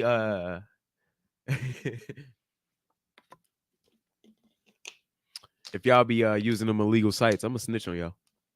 I'm gonna catch you. Talking shit. 2 all-timers later in the night. This only being the second match of the night is why this pay-per-view will go down in history. After telling a great story in the ring that featured Eddie trying to survive Danielson's limb targeted on. Didn't he just like attack his hero?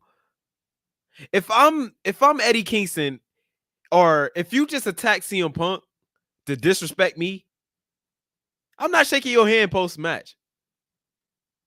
Am I tripping? Did he attack the older Japanese guy? But again, bro, Daniel Bryan, and you know what it is with Bryan Danielson? You know what I realized it is? The BCC is the worst thing to happen to Bryan Danielson. It has ruined. It literally has ruined his AEW run for me. Because when John Moxley is heel, he got to be a heel for some reason. He's been heel and face like 30 times. He's the new fucking Big Show. I said it earlier in the stream. Bryan Danielson is Big Show in AEW. I don't get it. Onslaught, Eddie was able to pull off the win with the powerbomb. And despite some hesitation at first, he earned the respect of Danielson, who finally shook his hand. This was a fantastic bout that followed a good opener. It was classic AEW. Pure hard-hitting wrestling with a great in-ring story. It also helped immensely that this match had been built up really well. Once this match was over, it became clear that Revolution 2024 was heading for a classic pay-per-view. But even that ended up being an understatement. This dude. After Kingston Danielson, we had only one of 2 low points in the show. The quote-unquote all-star scramble was my least anticipated match of the night, and for good reason. There was hardly any build, and it was booked at the very last minute. Also, I think You know who else I got a problem with? Due to the Simon Miller of What Culture. I love that guy. I have no problem with him outside of this. I love Simon Miller. Cool, like he seems like a very genuine person. But has he ever had a like? I'm about to show y'all something. Hold up. I'm about to show y'all something. He does like ups and downs, or like he does the positive. He does like the pros and cons of y'all know.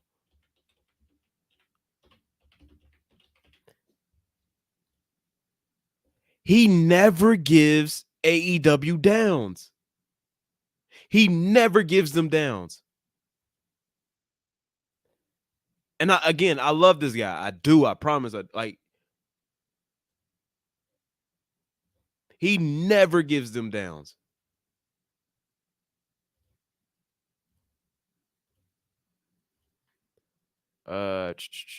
Which one is it? Look at this shit.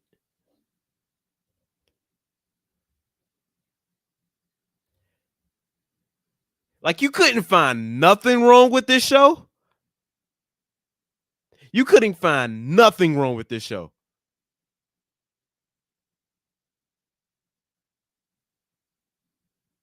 Like, every time, I've never seen him find anything wrong with the show.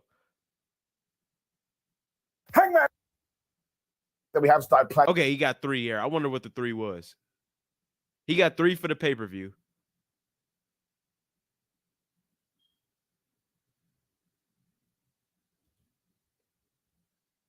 I'll find out that what that was on my own time. Hold up. Okay. Is he about to prove me wrong on stream? Okay, there was 2 here.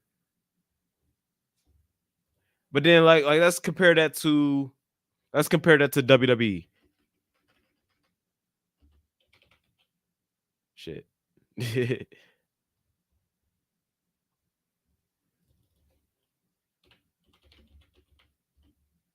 Let's compare that to WWE. Damn, does he even do ups and downs for WWE anymore? Okay. Okay.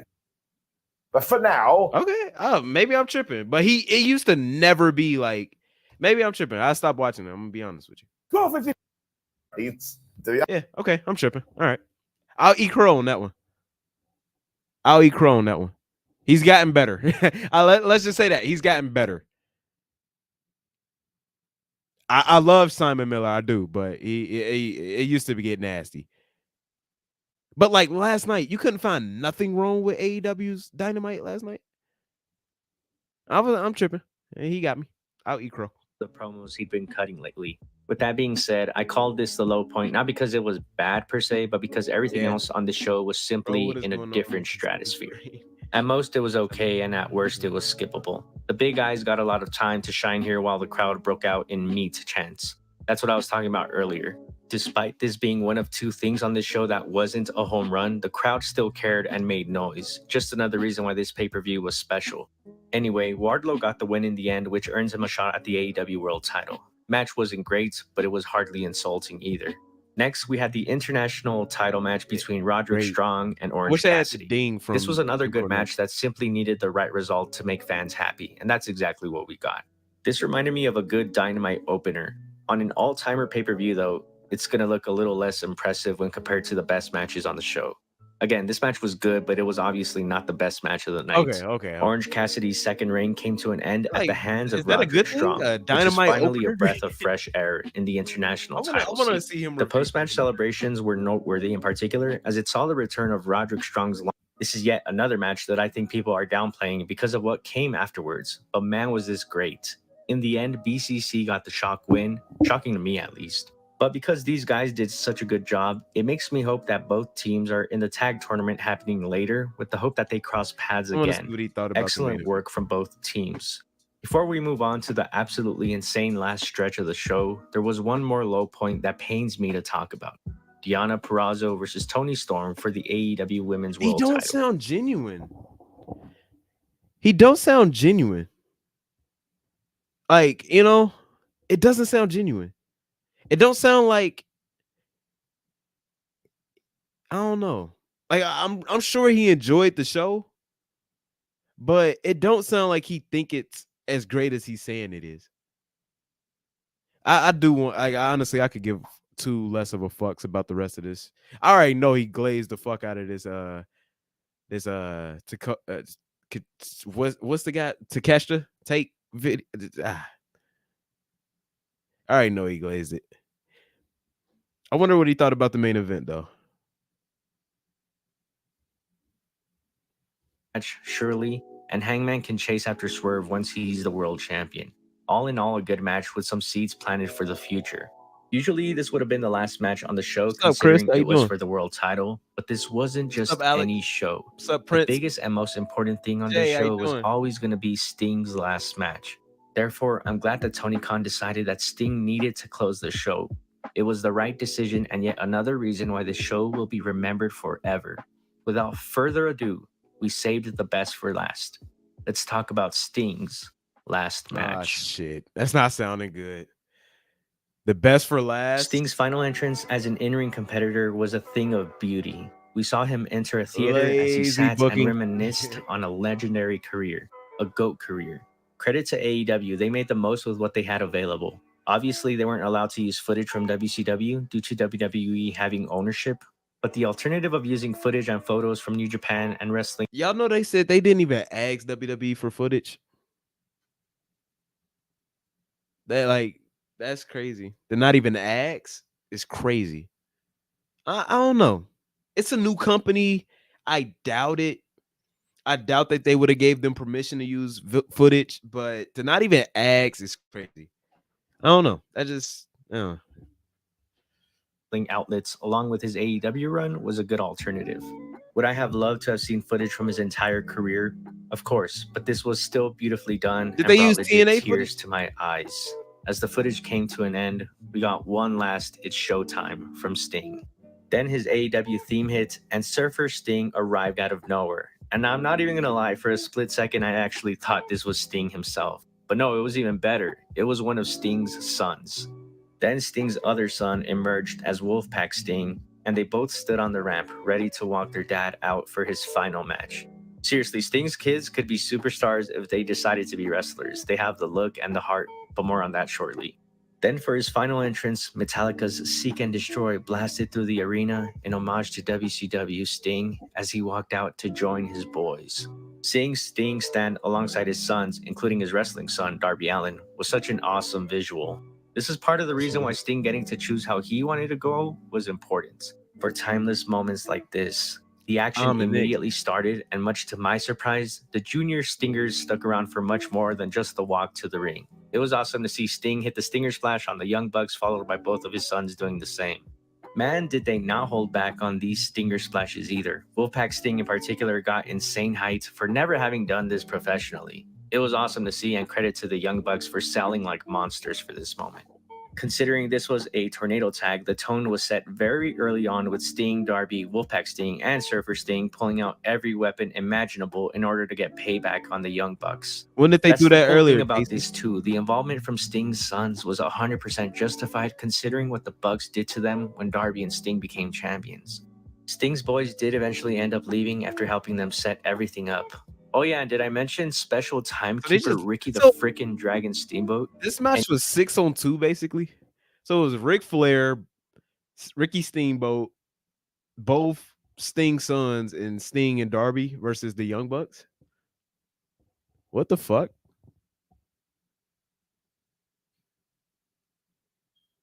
Lazy booking. And man, imagine if we didn't see this shit every week. It would have been a moment. It would have been good. It would have been good. It would have been okay. It would have at least been surprising. But nobody's going to remember any of this shit in 2 weeks. Oh, yeah, Heart Phantom, get your ass in here, cuz. Get your ass in here, cuz. We got to talk. We got to talk. You got your food. You ate. We got to talk, bro. But, right. If you've seen one of these matches, you've seen them all. Again, if you're willing to get hurt, you can make it in AEW. If you're willing to get hurt, you can make it in AEW.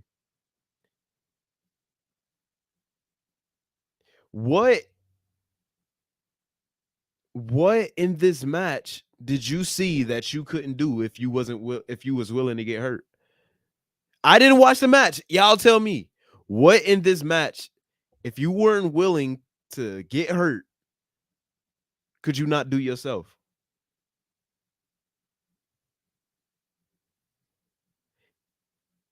And it's like Cornette said, it's like, was Sting known for Texas death matches? Was Sting known for getting put through glass?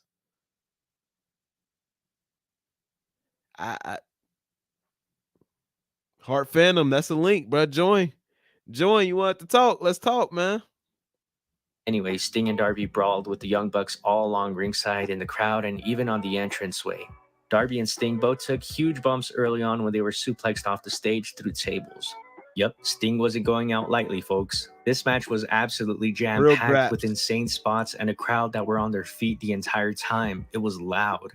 Shout out to the Greensboro crowd who made sure Sting got the ovation he deserved. Not once did they let up. There were tables, chairs, bats, ladders, and glass. 100% real glass. You knew this was coming. Undoubtedly, the craziest moment in the match, and maybe the entire night, came when Darby Allin set up the ladder in the ring with some chairs on the outside set up to hold a pane of glass. As soon as Darby started climbing the ladder, I knew what was coming. I think we all did. But even seeing it happen in real time was one of the gnarliest things I've ever seen in wrestling. Darby was aiming to hit a senton off the ladder and onto the Bucks, but in classic wrestling fashion, the Bucks moved out of the way, and Darby ended up going through the glass after a high fall. His back was instantly bloody. Holy shit, dude. To be fair, Darby did give an interview before Revolution where he said he was willing to die to make Sting's last match memorable. And mission. Yo. I don't know if you can hear me. I mean, I can hear you. I don't know what the Hart, you got a mic in, bro? I mean, my mic set is on. What's up, Lucy? Yeah, I like, did he manage to make Sting's last match memorable, or did he manage to make it about him? Again, nobody's going to remember this shit in 2 weeks. It's just the next thing. This should have wrote him off TV.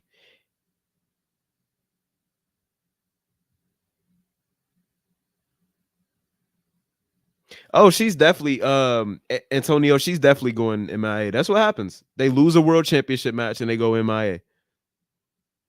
That's what happened to Hook. That's what happened to Jay White.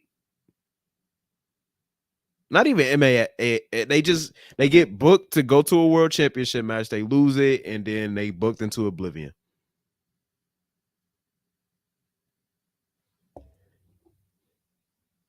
What's going on with Heart Phantom, man? You scared, bro?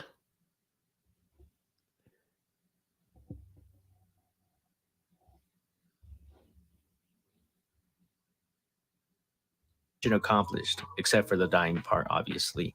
This was many things: insane, reckless, but most importantly, it was memorable. People will be talking about this till the end of time, and for Darby, it was worth it for Sting. The fuck they won't.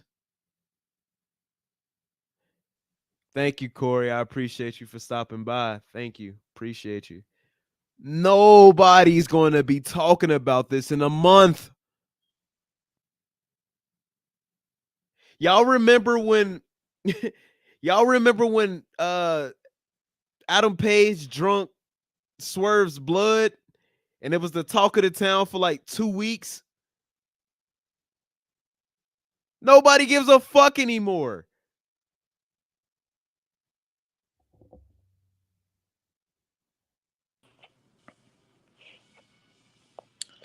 It says I'm in here. I don't know what the world is. Appreciate you for stopping by, man. It's the talk of the town until somebody tries to one-up it. Because it doesn't fucking matter, bro. It doesn't matter. How am I supposed to believe that somebody can get written off TV when I've seen somebody literally dive off a 20-foot ladder into real glass and bounce right back up 5 minutes later? None of this shit will matter in a month. It won't. Because somebody is just going to try to one-up it tomorrow. Yo. It won't matter in a month. And that's the problem. What's up, Larry? Yo, what's up? 1 2 3 4 5 is a bad password. That's an amazing username. 1, 2, 3, 4, 5 is an amazing password. It is a bad password. I agree. This is why I love AEW. We can go from having a match like Ospreay versus Takeshita to a match like this. It's very different, but just as good in my opinion. Once Darby went through the glass, he spent the rest of the match on the floor as viewers were left to wonder if he was still alive. Sting, on the other hand, had to take on the Bucks on his own. And man, did this provide us with some great What happened moments. to his kids? What happened to his sons? He said they helped him. He said he helped them. I didn't watch the pay-per-view. Y'all get me hit. He said he helped them like set up the glass and then he just walked to the back. So they just seen they pops getting jumped 2-on-1 and didn't help. Why? Why? That's the point. None of this shit makes sense. It was 6-on-2. Nah, yo shit don't work, motherfucker. Don't blame me. Let's see if I can get it working with the Discord or something. Hold up. Join my Discord, by the way, if you haven't. Whoops.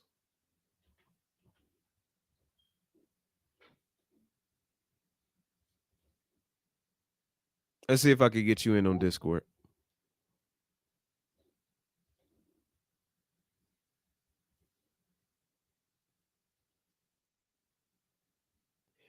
Yo,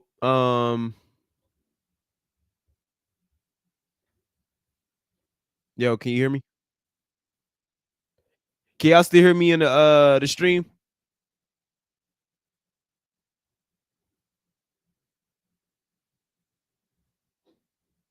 Was it? It was Yo, can y'all hear me in the stream? Give me a 1 in the chat if y'all can hear me. Oh, y'all trying to join the Discord? Hold up. Phantom, you can hear me? All right. Did you watch the pay-per-view, bro? Can y'all hear Heart Phantom? Leave a 1 in the chat if y'all can hear Heart Phantom.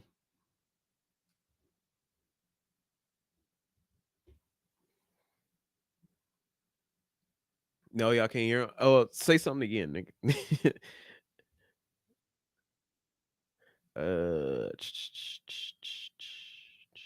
Nope, can't hear him. Fuck it.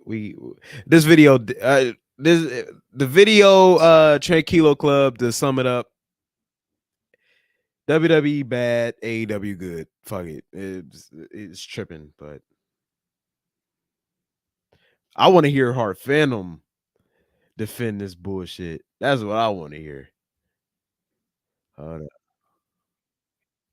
Easy to body. I mean, How's all that? I gotta do is bring up something from WWE. Wait. All I gotta do is bring up something from WWE, watch you justify it like a retard, and then watch me tell you why that's stupid because you don't apply that same logic to AEW. It's easy. It's easy work. It's not easy to crumble that type of logic. All right. You know what I mean? You're gonna be like, oh, well, it's different because when Mankind did it, he did it this, and this way, so it made it acceptable. Or when Randy Orton did it, or when Jeff Hardy did it, or when CM Punk did it. It's always gonna be like when they did it, it's okay because they did it this specific way that I would have booked it. But because AEW did it this way, now it's bad. So it's kind of like it's easy work. It's easy work. So what you're Only saying thing is that I need to do is you establish that you don't see it as equivalent to the thing that you love. So what you saying That's all I need to is y'all can hear it? Y'all can hear it now? Did y'all hear They that? better. Did y'all hear that bullshit you just said? I got 30 minutes to cook you. They ain't do it, and in it's every only gonna match. take me 5. Okay, people heard you. So I'm assuming you talking about, let's just like when you say Mick Foley, I'm assuming you're talking about him being thrown off the Hell in a Cell. No.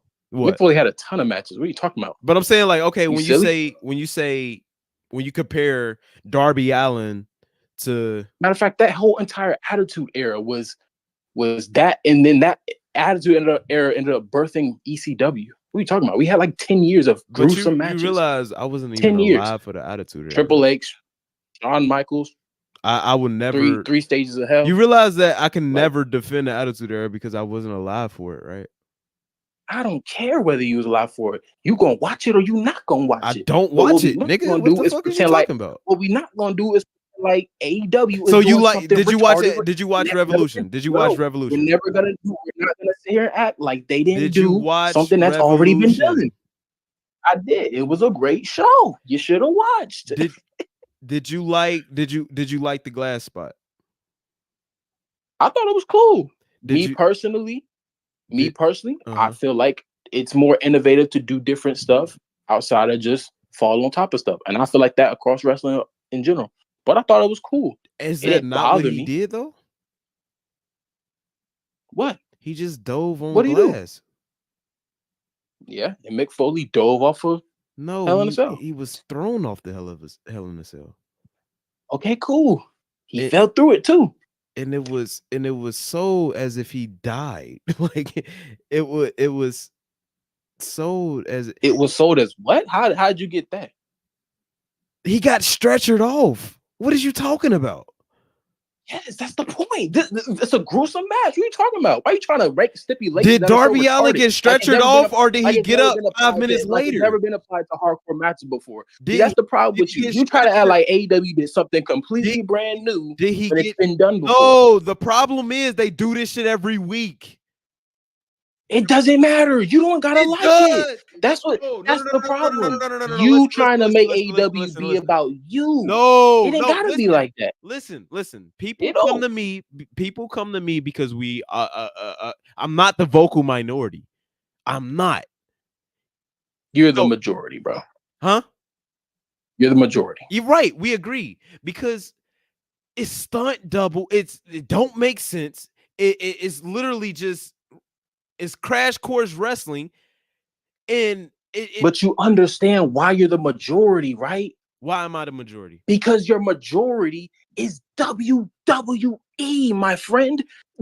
No, we. Just I don't like know. our I don't know. wrestling If, to make I don't know if sense. you grasp that concept. But your majority You see is the problem with you W. you AEW fans. No, Just because there's hold on, nothing wrong with listen. I love both. Listen. I love both, Listen, and I think WWE is a better product. But Listen. you can't accept that you in the majority for a reason. No, You're in the majority of the biggest wrestling conglomerate in the world. Period. but the Period. Do problem you with agree on that? AEW fans is just the moment Bruh. you tell them you don't like something in AEW, they immediately go No, to stop no, it. listen, I'm not letting no, that. you I'm not gotta letting that listen, bro. slide This no is a more. conversation. You gotta talk. Listen, the problem with AEW fans is the moment you tell them it's about this Darby Allin glass spot. The problem with this glass spot is this motherfucker, 2 nights later, is gonna show up on live television and tell me he got one more match and he's going away to Mount Everest. You had the prime storyline right there. He could have got thrown off the glass and went away. Like, why are we not using, like, at least make it make sense? At least, like, bruh. And then Sammy Guevara just did the same exact shit a couple weeks ago. He dove off the same ladder through the same objects, not the same objects, but the same stunt 2 weeks earlier. So the problem is, like, when Jeff Hardy did this shit, he got stretchered off. When like, I just like my wrestling to make sense, and it's the same. No, WWE don't make you like sense. your When you WWE like your don't make wrestling sense, fed I with call a it out. WWE brand stuff on it, bro. That's the No, hard truth. You'll come to recognize this 10 years later, and you'll come back and you'll hug me and be like, you know what? You was feeding me truth. You was feeding me some wisdom. Don't make You sense, like I your call it out. wrestling on a WWE dick slap What's platter. your favorite? What's your favorite match of all time? What's my favorite match of all time? Yeah. You really want to know that answer? Yeah, I do. I genuinely do. Do you really want to know the answer? I Nobody ever genuinely likes my do. answer. What's your favorite match of all Nobody time? ever. All right. Rock versus John Cena. Which one? Number one, because it was supposed to be the only one. Why is it your favorite match? I don't know. I don't know if I agree with the ending still to this day. I think it was stupid to do it twice. I think John Cena should have got put over. Why is it your favorite match? Why is it? Yeah. Yeah, story. I love the story of it. The story of it was very real. Kayfabe. All the way through. I mean, John Cena had real problems and personal issues with Rock. Rock ended up having some personal issues with him. So past because you were the first person to tell me I was tripping when I said Jay White was buried. Do you agree with me now? That he's buried? Yeah. Yeah, he definitely looked at that way for sure. So for sure. Do you remember the hype of Jay White coming into AEW? Yeah, I was around for it. It's cool. No. I'm not saying you're wrong for it. Respectfully, though, you're talking to somebody who didn't. You're talking to somebody who wasn't a fan of Jay White. Okay, so let's go. I say that loosely though. I don't want you to take that and run with it. No, I say that loosely because I didn't. Mind you, anything past Kenny Omega, I'm not a fan of. What you mean? With Bullet Club for the most part. Anything past Kenny Omega, I'm not a big fan of. Okay. Because to me, with Jay White, how do I explain this? Jay White's wrestling style is much more akin to a WWE style. But his moves don't have like the explosion of AJ Styles, Finn Balor, or Prince Devitt, and Kenny Omega. He doesn't have that explosive style. It's much more WWE slowish, sluggish kind of style. And I don't know. It's cool, but I like that Kevin Owens, Sami Zayn explosive type of style. So that's just me personally. So I was never that big on Jay. You like the no selling? Do you like the no selling? It depends on who it is. What you mean? It depends on who it is. Like who? When Cody Rhodes does the Dusty Rhodes, like no selling, like he starts shaking and vibrating, he starts elbowing you and doing the swirly swirl Dusty Rhodes thing. You like that? That stuff is cool. Oh, I don't. But I don't know if I like it all the time. I'm not a fan of it, but you didn't watch Hulk Hogan matches growing up, did you? Did I not? You said what? You didn't watch Hulk Hogan matches growing up, did you? Nah, the closest I got to watching Hulk Hogan matches was playing the Legends of WrestleManias and stuff like that. But it's like even when Hulk Hogan used to Hulk up, it is like there's a way to do it for it to make sense. There's a way to do it to actually get you to hype up and stuff. But when Moxley does it, I'm bringing, I thought you were gonna say Moxley. Moxley is just a different. What I'm saying is, I mean, what I'm alluding to is the Will Ospreay and Takeshita exchange. I know you ain't on Twitter, but let me guess, you didn't like that either. When we're just doing moves to each other. But see, this is my point, right? This is my point with you. How does that entertain you? You know what's interesting about me and you? We're around, or we might be the exact same age. Here's what's interesting.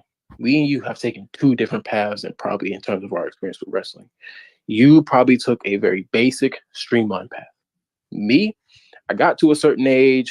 I think we were entering PG era. I was still a kid, still like 7, 8 years old. No, I think it was like 9 or so.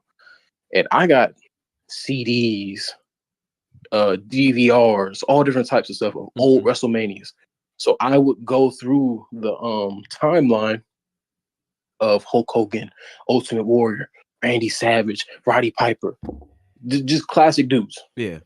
Just go through the motions of their matches. And for me, you could kind of as you watch, you could kind of see the style shift. But once it gets to the Attitude Era, going into Ruthless Aggression, there's a cross, right? So WCW, obviously it lost to WWE, and then the rosters got merged. From there, you can see a merging of like how styles started to clash together, right? You could ask someone like, oh, does Shawn Michaels and Hulk Hogan wrestle a similar style? Not at all. Not even close. Mhm. One is significantly more agile, much more technical, but these dudes could still work a match together. Right. They could do it very well.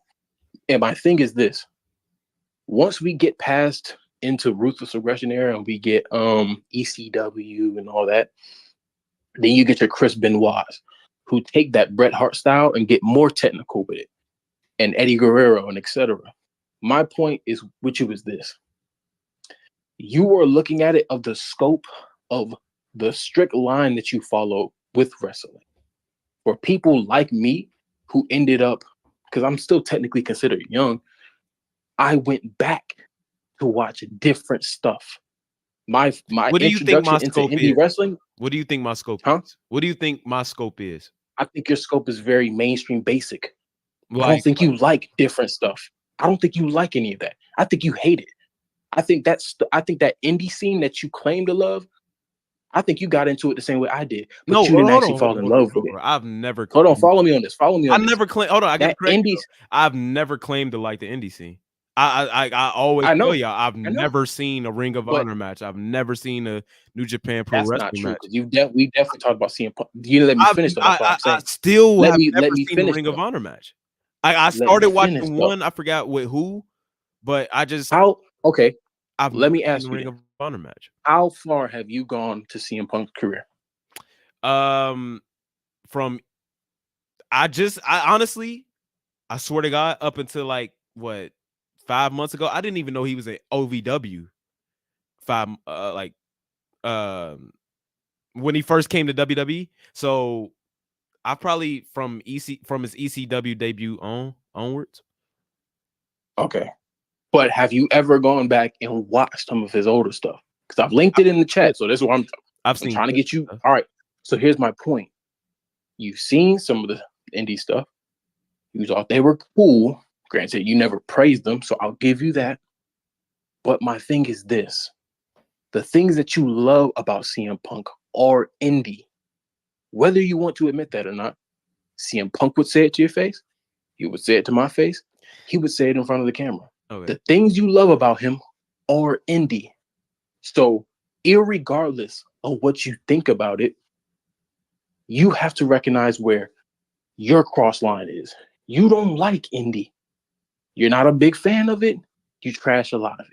The style of AEW is much more indie centric than it is big mainstream appeal centric. It's not WrestleMania 40. It's not 28. No, it's just, oh, we're putting on phenomenal matches. So you don't have to like it for what it is, but you could at least acknowledge and accept and be like, That night out. this isn't for me. This isn't for me, but I can say that this was cool for some people. That's why I said in the chat, how can WWE acknowledge that they did something great and you can't? They said congratulations to this thing. They had a phenomenal match. Everybody's praising it. Everybody's like, oh, this is a great match. Michael Cole cut that off Mhm. real quick. So Pat McAfee went Stop it. Bro, look at I Stop it. said it. I Stop tweeted it. it. Watch it. I literally Watch tweeted it again. Pat McAfee Watch said it. that was a great match last night. Michael Cole switched the conversation with the quickness.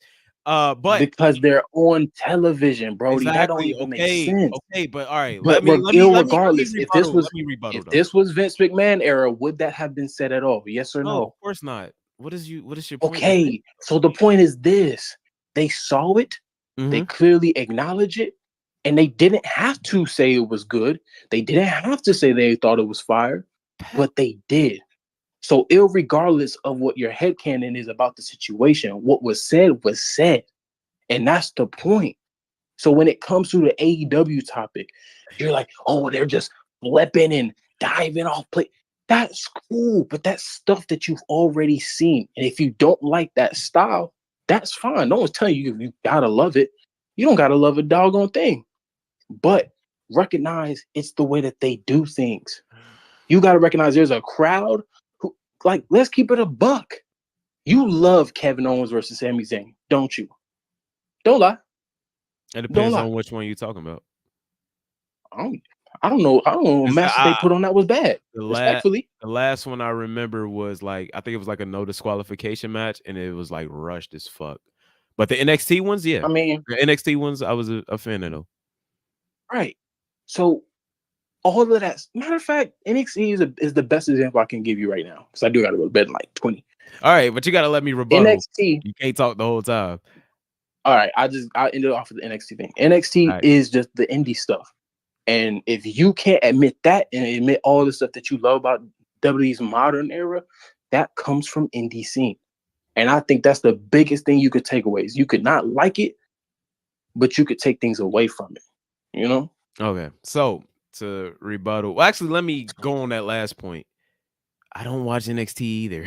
Like the black and gold era, I missed that. I was not an NXT guy, but I like though that Sami Zayn, Adrian Neville, Tyson Kidd era was so big that it was like one of those things you couldn't miss. But back to the thing, the thing is, I just like my wrestling to make sense. I'm not some WWE homer. I will be the first to tell you when WWE is terrible. I'll be the first to tell you when WWE is boring. Like I said in the chat earlier, other than this CM Punk return promo, I have not watched a full 3 hours of Monday Night Raw since 2012 Raw 1000. I'm not some WWE homer. I'll be again. But again, that was Pat McAfee saying that match was good. That was not WWE. Go rewatch it. Michael Cole cuts that man off with the quickness. Bro, So Michael Cole started the comment, so bro. Pat, okay, but it's a difference in saying congratulations on your retirement and good match last night. Again, rewatch it. Oh my Rewatch it. I'll send it in the That's Discord grasping link. at straws, though, Brody. You gotta acknowledge, like, you keep saying it don't make sense. Hold on. What you mean? All right, hold on. But I'm saying I like my wrestling to make sense. I like continuity. I like storylines. I like things to engage you. I like storytelling within the match. You can tell me that CM Punk learned all of this stuff in the indies, but there is a huge difference between CM Punk versus MJF, both matches, and MJF versus Jay White, MJF versus even Samoa Joe. That match was bad. I'm talking about the first one because I like my wrestling I like what I'm invested in to make sense. Because if, like, for instance, MJF, he was selling a neck injury. I've seen this man get power drive on like an exposed mat. I've seen him get muscle bustered on the hardest part of the ring and kick out. I've seen him have to go to the hospital, come back, and then he's doing RKOs over the top rope and winning still. He turned into, and my biggest problem with AEW fans was y'all was the people telling me my wrestling, what I like didn't make sense. What I like was bad. Roman Reigns couldn't wrestle. Roman Reigns couldn't cut a promo. John Cena couldn't wrestle. John Cena couldn't cut a promo. Y'all, I grew up y'all telling me this. And then I go watch the Young Bucks. These motherfuckers can't cut a promo to save their lives. Kenny Omega can't cut a promo to save his life. Kenny Omega matches don't make sense. It's just moves. MJF is Super Cena. Y'all boo John Cena out of and it was AEW fans. It was the same people. It was the same people who filling up the stadiums every pay-per-view. It's the same ones who was booing Super Cena. And then y'all get Super MJF and y'all act like he the greatest thing since sliced bread. It's the same exact thing. It's the literal same exact thing. So you know how ants can only see like one plane of the of the world. Like, they have technically one-dimensional perspective. Where are you going with this, bro? That's you, right? How does that mean? And we, the normal human beings, have regular human dimension, right? So we can see the regular dimension of a human being, which is third, right? We can see everything in third. So my point being this: nothing you said made sense, my friend. How? Right? So here's the point being: I'm gonna ask you this because I already know you're just gonna say something retarded and silly, and I'm gonna just throw it at you and give you a bone. What did I say? What's the story for Okada coming to WWE? I mean, not AEW. You tell me. I am super confused. No. I didn't watch last night. You tell me. I don't know. That's the problem. I don't know. Watch. So which one is it? Do they not have stories and you just don't watch? You tell me. You tell me why I should be invested. Why I should tune in. I don't Okada know. next week. If you don't watch, how can you claim they don't have anything? You tell me the story. If you ask me why you should tune into the Roman Reigns, so here's why the interesting thing. Hold on, listen. If you would have asked me why you should tune in to Jey Uso or Chad Gable, I'm gonna tell you why. Tell me why I should be invested in Okada and the Young Bucks. The problem here is that for you to make a criticism, for you to make a point against something, you have to at least know what it is. Tell me the story. But you don't know. But I'll give you the story since you don't watch, but you have so much to say about it. The story is simply as they set it up. Kenny Omega is out. Hangman is going to be out. So what's the setup? Oh, Okada comes in. Who is Okada to Kenny Omega? Kenny Omega and Okada are enemies. Mm-hmm. They have history together. So therefore, Bucks with their new EVP gimmick, they're playing into the social aspect of how people perceive them. Mm-hmm. They're now bringing in Okada, someone that Kenny Omega has had issues with. And now they're going to beef eventually once he recovers. Right? So you have a situation where, and hopefully Okada, which he should be, beating Eddie Kingston, taking his, I think it's called the international title, right? I think international. I don't want to say intercontinental. I was going to say intercontinental. International Triple Crown championships. He's gonna take those, and then that should be able to set him up against I guess you could say a faction feud of new EVPs versus old EVPs. Mm-hmm. And that's going to be a phenomenal feud because there's story there. It's personal, right? Okay. Kenny Omega. Okay. The thing is, but that's hold on. The thing is, first of all, with this Okada thing, I have not complained about a story.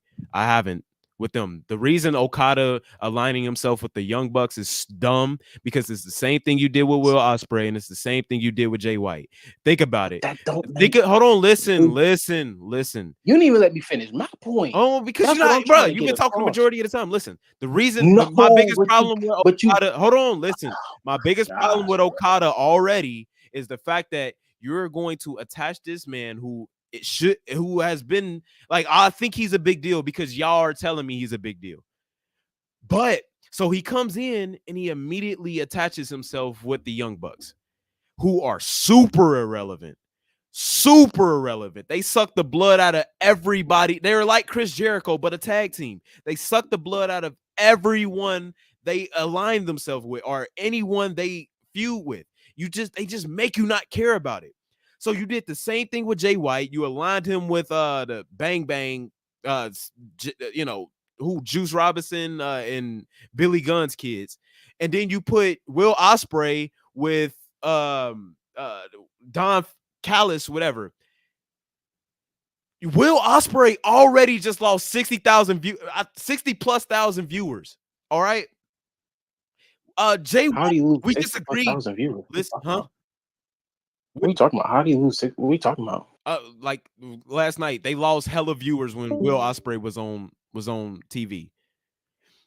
I'm saying, what is that supposed to mean? What the world? Like from the business standpoint, you're not even giving people a chance to be invested in these people because they're. Imagine if Bron Breakker comes in and he immediately tags up with what's that guy's name? Grayson Waller and Austin Theory. It's just like nobody gives a fuck about these people. So you like again. Nobody cares about Bron Breakker right now. Retard. Oh, you fucking no. You want to make no? Yeah, you are retarded because you're on cocaine. You are tripping. You are shoving Vince McMahon's dick so deep down your throat ain't even in a fucking company no more. That you are gagging and that you are literally imagining that Bron Breakker is the best thing since Brock Lesnar. Bro, this nigga is a big fucking deal. Vince McMahon's pedo is a big fucking deal. This nigga is crazy. How about you go watch? He's a bigger star than Okada right now. How about you watch the He's a bigger clips? star than Goofy. Okada right now. Nobody's sitting there He's a going, bigger star than Okada right now. Braun Breaker He's a is bigger getting star this than Okada amazing right crowd reaction. No one's He's a saying bigger- that, he's a bro. bigger So star my than point Okada is right now. this. My point is He's a this. bigger When star you than get Okada off right now. WWE's dick and He's you have a an bigger unbiased set star of than eyes, Okada right now. you could be like, you know what? Dang, 'Cause you this know person is new. you He know should I'm get a right. chance to actually be built up and be somebody amazing. He's a bigger So star I than don't Okada know. right now. Okada is from Japan, so he's being placed with So somebody you with attach him credibility. with right? the two most blood sucking. It don't matter what you think about He's them. going to The get point dragged was down with them. The point was about the Nobody cares story. about the young bucks.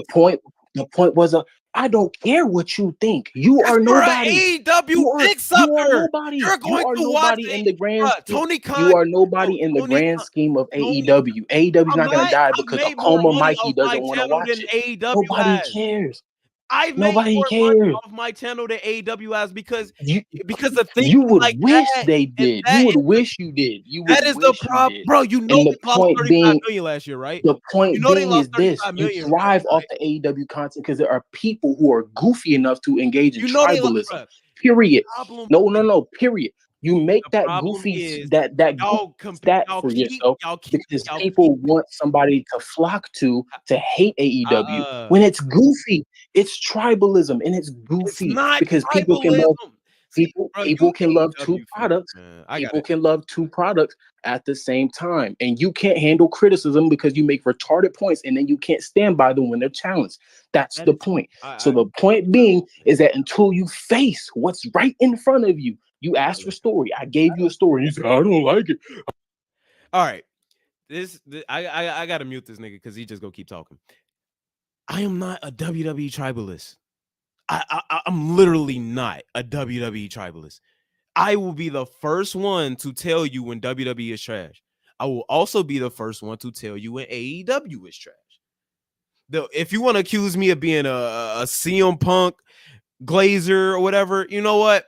Hey, I built this channel off. I've gained a platform of being a CM Punk fan. If you want to call me a CM Punk Glazer, I'll take that. You know what I'm saying? Pause. But I'll take that. But to call me a WWE tribalist is crazy when one of my first videos is 40 minutes of me ranting on WWE's dumbass booking. I do the same thing I do about WWE that I do about AEW. But the difference is I grew up knowing that WWE's booking is garbage. I lived through 2017. I lived through 2018. I lived through Bobby's sisters. I lived through the burying of The Fiend. I've lived through many burials of Bray Wyatt. I lived through Sting's return to WWE or his debut in WWE. I know WWE can be trash. I will be the first to tell you WWE can be trash. But to act like AEW is good, you're off your fucking rocker.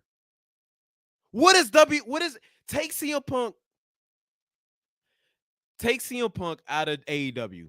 What is the storyline you would tell people to watch with AEW? Like what are we talking about? Like, okay, if you like the gymnastics, fine. If you like no selling, fine. If Orange Cassidy is your favorite wrestler, fine. Cool. That's you. You know what I'm saying? I don't get it. I don't understand it, but cool. But to act like Super MJF is okay, to act like the burying of, to act like, okay, Cody is in WWE. That's my point.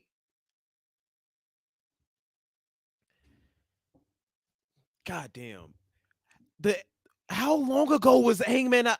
How long ago was Hangman and Omega? How long ago was Hangman and Omega? The devil shit? Y'all like that shit? Y'all like the devil storyline? What are we talking about?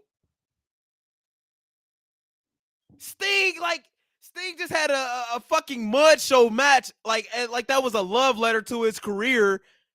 Motherfucker, you're not known for diving through glass. What the fuck are we talking about? And I was literally, this nigga Heart Phantom is disgusting because I literally was the first person when that devil storyline first happened. I was geeking. I'm like, bet. I love invasion storylines. But as that shit went on, I'm like, bro, this shit is garbage. Bro, like it was crazy. If this was 2021, y'all might be calling me an AEW tribalist. Because it was nothing AEW could do wrong in 2021 to me. It was nothing. It was nothing that they could do in. Bro, I love Ruby Soho. I love Britt Baker. I love, of course, CM Punk. MJF. Powerhouse Hobbs. I was ready for Hook to debut. But this shit is garbage. This shit is garbage. And bro, and the reason I had to mute you is because you don't shut up. You don't know how to stop talking. You yapping. You just be yapping. I'll be the first to tell you when WWE don't make sense. I have a 40-minute video on my channel ranting about WWE.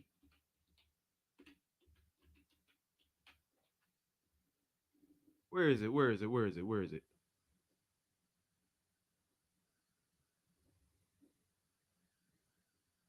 Like, niggas just be talking, bro. Niggas just be talking. AEW fans are so fucking delusional, bro.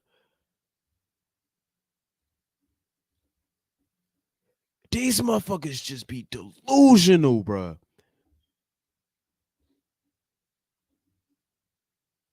I'm a WWE tribalist.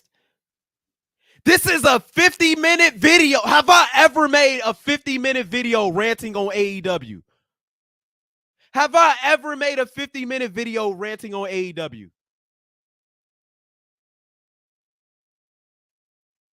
Have I ever? Go through my catalog. Have I ever made a 50-minute video ranting on AEW?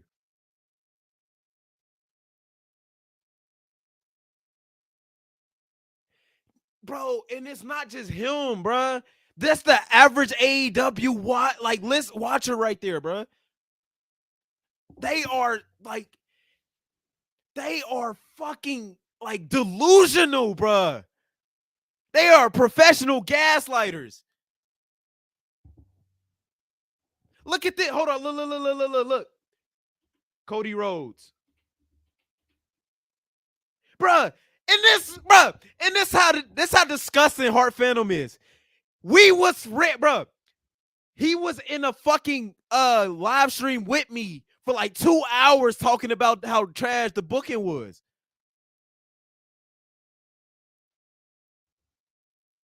These AEW, they are delusional. To call me, of all people, a WWE tribalist is disgusting.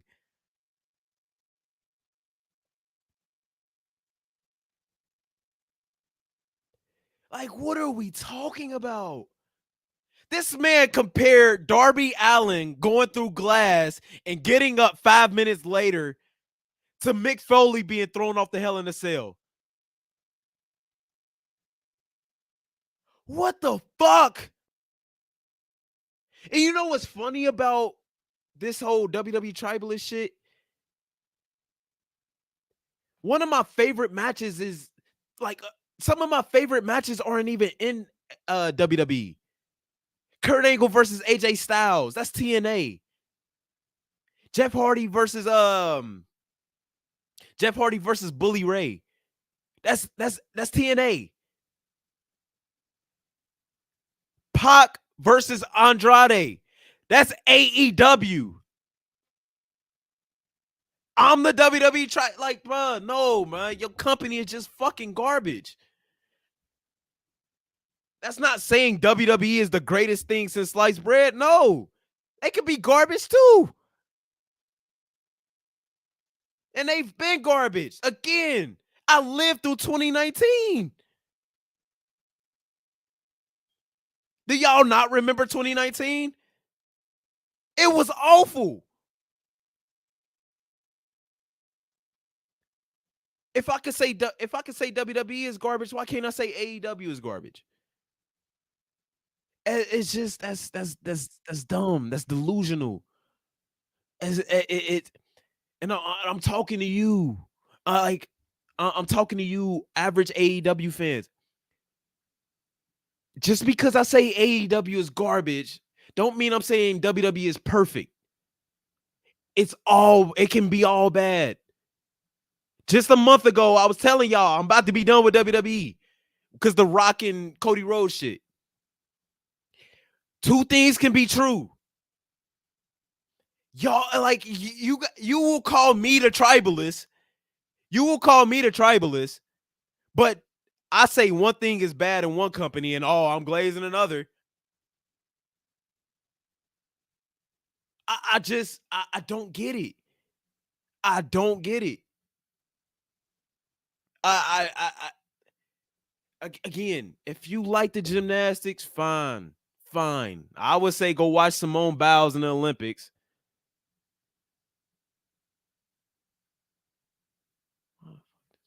But I would say go watch Simone Biles in the Olympics. If you like this Olympic shit, if you like this gymnastic shit, if you like this no selling bullshit, I would say go watch Goldberg and Brock Lesnar personally. I would say go watch a Brock Lesnar match personally. At least they sell. If you like this fucking kicking out, false finishing shit, me personally, I would say go watch a fucking Brock Lesnar 2015 to 2020 match. Me personally. But my biggest problem is when y'all, like, again, I grew up when it wasn't, like, I grew up when WWE didn't have a 5-star match for like 20 years. And then I go watch the shit y'all giving 5 stars. There's no selling. The finishes don't make sense. There's false finishes out the wazoo. It just, at least be consistent. You could say whatever you want. You could say I'm a CM Punk glazer. You could say that's really much all you can say, because anything else would pretty much be wrong. But you see one of these matches, you've seen them all. Tell me I'm wrong. And I'll say the same thing about like Seth Rollins. I'll say the same thing about Roman Reigns. You've seen one of his matches, you've seen them all.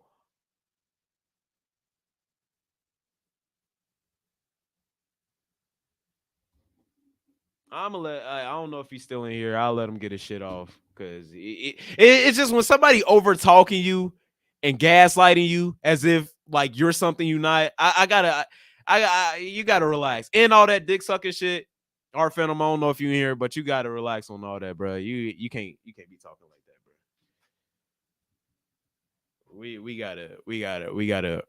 We gotta like we sleeping on present day TNA, or we sleeping on present day TNA, or what? Old school TNA. Nah, he ain't even in here no more. But I just, that shit is crazy to me, bro. Like the WWE tribalist shit. Now, don't get me wrong. It's definitely more. It's definitely more profitable for me to talk about what's wrong with AEW than it is WWE. But content is content, bro. I'm gonna talk about it no matter what. I had, again, me and that same dude, y'all in here, y'all just heard talking that bullshit. We sat on this stream. For like 2 to 3 hours talking about how dumb WWE booking. I give AEW the same energy I gave AEW the same energy I gave WWE, and all of a sudden I'm a Vince McMahon dick sucker. I'm a glazer. I'm a tribalist. It's fucking stupid. It's fucking stupid. Because you can say whatever you want about WWE. You can say whatever you want about they booking. It must be working. It must be working because they're drawing crowds, not just to pay-per-views, but to Monday Night Raws, to SmackDowns. Hell, NXT live audience is doing great. If you don't believe me that the quality of a product shows within the fan support, look at WWE in 2019.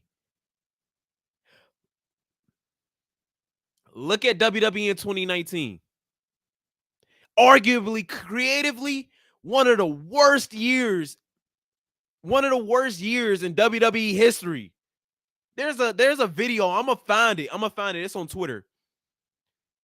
It's on Twitter. Just like the compilation of everything that went, like just all the terrible booking in WWE in 2019. They was looking how AEW looking now with these live shows. You know why? Because the quality was bad. The quality was bad. And the reason I bring up ticket sales, the reason I bring up ratings, the reason I bring up TV deals and shit, because it's a reflection of your quality. If the quality is there, people will watch. It's not like real sports. The draw in real sports is your hometown, your investment in the players, your investment in your investment in the players, your investment in the team. Nobody is watching NFL. Like about 10%. Let's be generous. Let's be generous. 20% of NFL viewership is from just people who love football. Let's just be fair. Let's just not even fair. Let's be generous. Like 20% of NFL viewership is just people who love football. But the other 80% is people who invested in these characters and not characters, invested in these players, invested in these teams. Because the quality isn't as the quality doesn't matter. People will watch Roman Reigns take a shit in a ring for an hour on SmackDown. I promise you. I promise you. Because he built the equity. No, the quality does matter. I'm tweaking. I'm tweaking. The quality does matter, but you got to build that equity first. You got to build that equity first. Is what I'm saying. I'm tweaking. I've been ranting so long, I just fucking forgot what I was talking about. The quality does matter. Is what I'm saying. That's what in NFL it doesn't matter. The quality in NBA doesn't matter. In wrestling, the quality matters. People will watch Patrick Mahomes take a shit on the field for an hour. I didn't watch the pay-per-view. I didn't. I won't argue. I won't argue on the quality of AEW Revolution, and I won't argue on the quality of Dynamite because I didn't watch. I didn't. I fell asleep early. No. But the quality WWE, right? People, R-Truth is a bigger star than fucking Eddie Kingston. R-Truth is a bigger star. Y'all really not gonna like this. R-Truth right now is a bigger star than Bryan Danielson. I'm not talking about match quality. I'm not talking about performance. I'm not talking about talent. I'm not talking about any of that. Yo, what's up, bro? I don't know. Hold on. Let me switch back to the Discord. I'm not talking about shit. Can you hear me? Oh, thank you, bro. Appreciate that, man. It's so good. Like every time I try to look up a reel, and I always watch your reels. I appreciate. What do you think of Sting's last match? What did I didn't watch it. I didn't watch it. I didn't. So you didn't watch it? I didn't. I haven't watched. Shit, did I even watch? I apologize for my cussing. I don't even think I watched Monday Night Raw. You're good. I don't even think I watched Monday Night Raw, honestly. I don't know. This week's been a blur for me, for real. But I'm just saying, like, I gotta finish this rant. My apologies. But what I'm saying is, like, of course, if Bryan Danielson appeared in WWE tomorrow, he'll be a bigger star than R-Truth. But more people are going to see what R-Truth is doing this week than what match Daniel Bryan is doing. Because no matter the quality, it's the investment in the characters. It's the investment in the characters. So you gotta, it's a balance, man. It's a balancing act. You can't just eventually people get tired of pizza. Eventually people get tired of pizza. Eventually people get tired of anything. People will get tired of anything if you just keep doing it over and like AEW. Like AEW. Like, there you go. I swear to God, when Darby Allin went through that glass, I was just looking like, oh, that's what's up. Like, you know what I'm saying? Like, this shit don't shock me no more. It's not like when he first came back in what, 2019? That was like 4 years ago? Going on 5? You said what? No, like AEW, like when Darby Allin first did his stunts. Oh, yeah. It was crazy. Yeah. They said he dove out of a helicopter. Like, why is that I just be worried about Darby at this point. Yeah, that motherfucker about to climb Mount Everest. I'm worried too. This man wants to climb Mount Everest and jump off of it? Man, come on, Darby. Probably do a call. Have a brain, man. Top of the mountain. I just. So it's like, we. I go to your back, and I say to the guys like in my Discord group or whatever, like, yo, this dude's like a young Jeff Hardy. But Jeff Hardy was not that crazy. Even when Jeff Hardy was crazy, he didn't get up 5 minutes later, you know? Yeah, at least make it make sense. Oh, Trick Williams, definitely a bigger star. If Trick Williams went to AEW, he'd be the biggest star right now. And that is a fact. That is a fact. I think he's doing good in NXT. He's doing amazing in NXT. But it's when it's, what did CM Punk say? High rides or high tides brings all boats or something like that. When like it's the company is on fire right now. And like, again, it is not just because it's miss me with that. Oh, they got 30 years or how many years they got ahead of AEW or whatever. Miss me with that shit because I've seen WWE. It's not. I've seen WWE struggle to rate or struggle to fill seats. You know, I've seen WWE struggle, like high tides raises all ships. Okay, I appreciate that. Appreciate that, Benito. I've seen WWE hit record low ratings. You know, like, so miss me with that. Oh, they got decades ahead or whatever. No, that it's because the quality is there. It's because the quality got better when Triple H took over.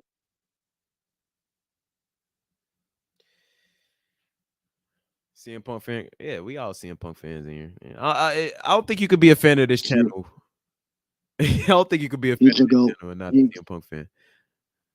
WWE had WCW and they beat them for. Miss me with that head start shit. Like, exactly. That is a fact. That is a fact. Miss me with that head start shit. Oh yeah, 2010. Oh man. It was so hard to be a WWE fan, man. It was super hard. CM Punk left, AJ Lee left, Brock Lesnar Was that no? hostage. That was 2017. CM Punk left in 2014. Yeah, I'm saying in 2010 to 2020. It was hard being a WWE fan. But I'm a young kid. I don't know how to watch New Japan Pro Wrestling. I don't know how to watch Ring of Honor. I don't even know if they had I don't even know if they was televised. So it's all I had. And y'all shit on my wrestling for my entire childhood. Y'all told me the wrestling I was watching wasn't good. Y'all told me Roman Reigns wasn't a good wrestler. Y'all told me he couldn't cut a promo. Y'all told me John Cena couldn't. They don't know good wrestling. And Kenny Omega can't either. They don't know good wrestling. Like Kenny Omega can't cut a promo. Hangman Adam Page can't. What's his name? Eddie, I think Eddie Kingston could go cut promo. He's all right. I don't think he's everything that I don't think he's as great as the IWC. But he's all right. The IWC makes him be. Ah man. So last time I saw you when Punk came back from he returned to WWE. So is that true? You know? It's been that long? Yeah. Damn.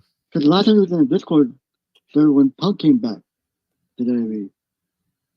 Damn, man. How long? How long ago? Or what? How long? He came back. Let's see, in March now. It's March. Last time I saw you was in November. 5 months ago. He came back in November. Almost half a year. That's crazy, bro. It's almost been 6 months since CM. It's almost been half a year since CM Punk came back to WWE. I hate when you criticize AEW or WWE. They think it's just hate. We all want good wrestling. Exactly. It's not hate. I love wrestling. I would prefer wrestling be good. I would prefer not trash. I would prefer what I love to be good. You know? Like why do I want to hate something I love? Why would I want to? But Tony Khan got a stick up his ass. He's a kid. So there you go. And Tony's a dumbass. Tony Khan, he's a dumbass. And like Okada came back, like, okay, who the hell is Okada? Who the fuck is Okada? Yeah. I don't know who the fuck Okada is. Yeah, he's from New Japan. Wow, so fucking great. What would you? I don't watch New Japan. What would you consider enough to criticize it? Because for a while, I mean, I think I watch AEW as much as I watch WWE. I don't watch full episodes, but I watch clips. I watch highlights. You watch the highlights. Yeah, I watch the YouTube clips. I watch the YouTube highlights. I watch AEW as much as I watch WWE. I might skip some segments, and I won't talk about segments I didn't need to see Okada joining the Young Bucks. That's a bad decision, Like I watched. Why? Right. I watched the Texas Death Match with Swerve and Hangman. Yeah, and was that when Hangman spit blood or something? Yeah, that was that match. I watched that match and I didn't know. I asked that. I appreciate you trying to be the devil's ad. I don't know. I don't know. I'd never say like, yo, you got something going on in the background, bro? Oh yeah, my bad. Is it too loud? Yeah, it's just like some feedback type shit. All right, my bad, Chief. Let me try to see if I can do something about that. No. Sound like you watching No. wrestling. Oh no, it's the equipment I'm running right now. Give me a second. All right. But Like, nah, man. AEW is cool. They're cool. yeah. They are stir fried, man. They're done. They won't. The company won't ever die. But do you want to be Their TNA? viewers will definitely go down. Do you want to be TNA? Like, do you want to just be alive? You know? Yeah. Just, And yo, who else? Yo, Matt Hardy might go back to with Jeff Hardy. So they even more cool. if he goes back to WWE, that would be fucking hilarious. No, that would be good because You think so? in the interview, in the interview, Matt Hardy said, if Triple H takes over, I'll go back. And long and behold, guess who's owning the ship right now? That's Triple crazy. H.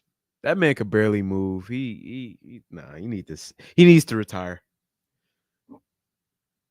Bro, just be in the Hall of Fame. But no, I'm gonna keep wrestling. Come on, man. Yeah. We'll see. I saw your video about Bray Wyatt. You I said, agree with what you said. I saw your video about Bray Wyatt. oh, you said you seen my video about Bray? Yeah. Yeah. What you think about it? Pretty good. I love the actor. I miss him. Yeah, I miss him too, man. When the Fiend, because I was not a big fan of Bray. I mean, I did like him when he teamed up with Randy Orton. That was pretty cool in my opinion. The story when Randy was in the Y family in 2016, that was cool. But once the Fiend came out, that was pretty cool. Man, Vince fucked it up because he's old and senile. Yep. Then Triple H brought him back. Then Bray passed away. That was definitely like a terrible time to be a Bray Wyatt fan. That Matt Hardy. 26. Broken Matt Hardy. That was not even broken. Woken Matt Hardy. That was awful. But yeah, man, it sucks. Do you know if Punk's coming back? They saying about maybe like what? August, September. Could it be a heel or a face? If they do the the Stone Cold, I'd assume that he'd be a heel. I do want to see another heel CM Punk run, but we'll see what's up. We'll see what's up. Everyone should be glad he's back in WWE. We're good. But this man, I have a perfect induct for Punk. I mean, for Paul, CM Punk. There you go. Yeah. There you go, WWE. There you go. But I don't think that. Are you gonna be on Discord tomorrow or no? Actually, I think I want to buy the new game, so I might play it on stream. PlayStation. I'm on PlayStation. I'm on Steam. You know, Steam. They got crossplay, but they're too expensive that you can do that right. You still got it. CES. Is it just CES or CES? CES. You can just say CES. So you and Hart went at it today or something? You said what? You and Hart went at it today on the chat on live? Oh yeah, what he in the chat? Yeah. Bruh, so we were just appreciate y'all joining the Discord.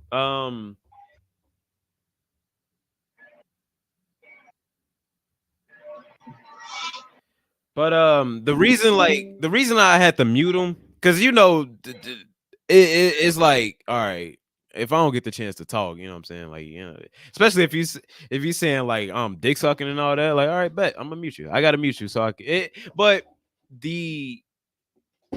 the biggest problem was like saying that I'm a WWE tribalist. That's crazy. That is crazy. To say I'm a WWE tribalist is just wrong and crazy. Like I'm the first person to tell y'all when WWE is trash. I'm the first person to tell y'all when, you know what I'm saying, like I just because I grew up watching WWE don't mean I'm a WWE tribalist. Just because I critique AEW don't mean I'm a WWE tribalist. Me and this same dude who's calling me a WWE tribalist has sat in the stream for like 2 to 3 hours ranting about WWE's booking. So I don't get it, but it's certain people you just can't have a conversation with though.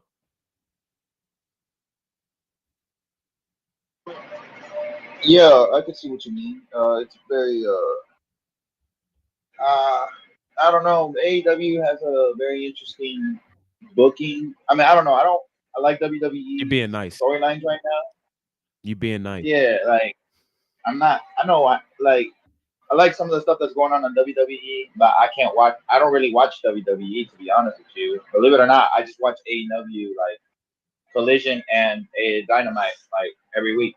Okay, I just watch a lot of clips on.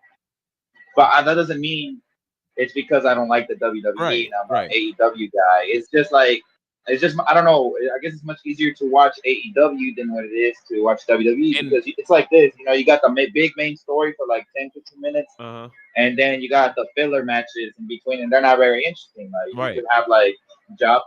Like I don't want to see the Viking Raiders wrestle fucking Chad Gable. You know what I mean? It's like you know what? You know, so.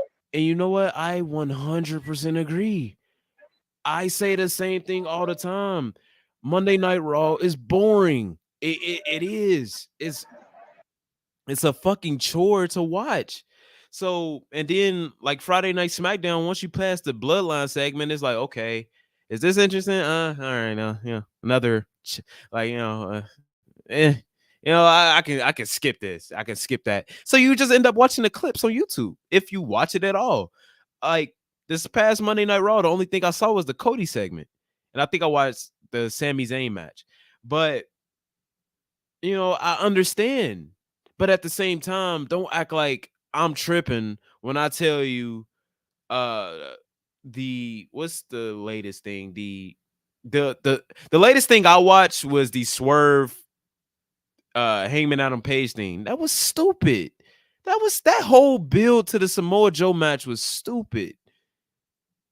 Why is the Young Bucks wrestling Sting in the main event instead of FTR? That's stupid. Why did Sting have to win the World Tag Team Championships just to vacate them 2 weeks later? That's stupid.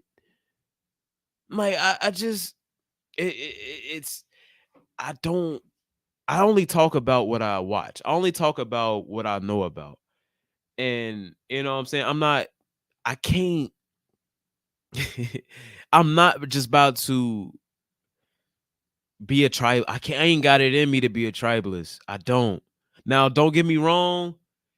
There's a few people I do root against. You know what I'm saying? Like Hangman on Page has changed my mind. I like Hangman on Page as a heel. I do. But the Young Bucks, I don't care for them. And it's not just me. Nobody cares about the Young Bucks. And that's okay if you're catering to a niche audience. If you're okay with losing 35 million a year, that's you. But how long can that's not sustainable. It's not. It's just not sustainable. The video game, like you go put out another video game that nobody's gonna play. I got more people watching my stream right now than playing the AEW video game. I've made more money off my YouTube channel than Tony Khan has off AEW, and they've been running it for 6 years. Are you okay with that? Or like does that sound like because my biggest thing is with quality comes the fanfare, which comes the revenue.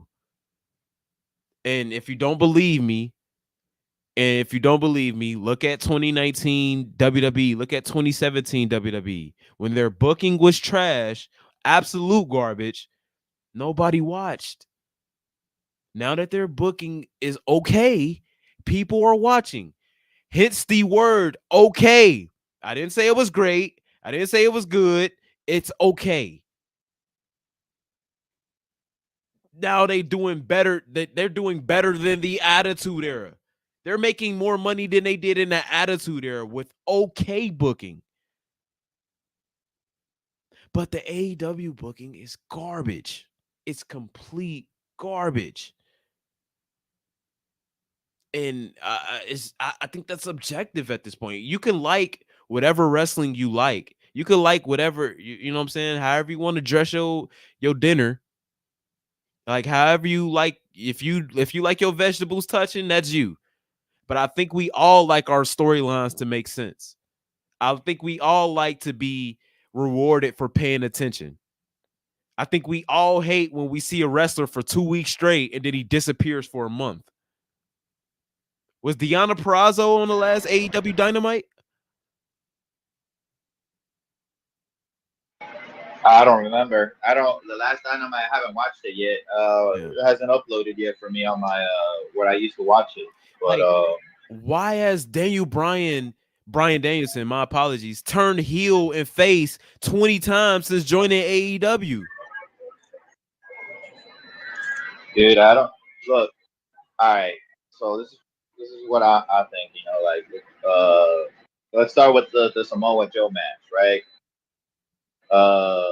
That I really don't think you needed Hangman in that mix. I agree. It should have been just Swerve and Joe, and Swerve should have lost obviously, and then not to maybe cut you next off, week. And not to cut you off, I've been okay with Hangman Adam Page versus Samoa Joe. I'm okay with that. I've been okay with that. But the triple threat just didn't make sense.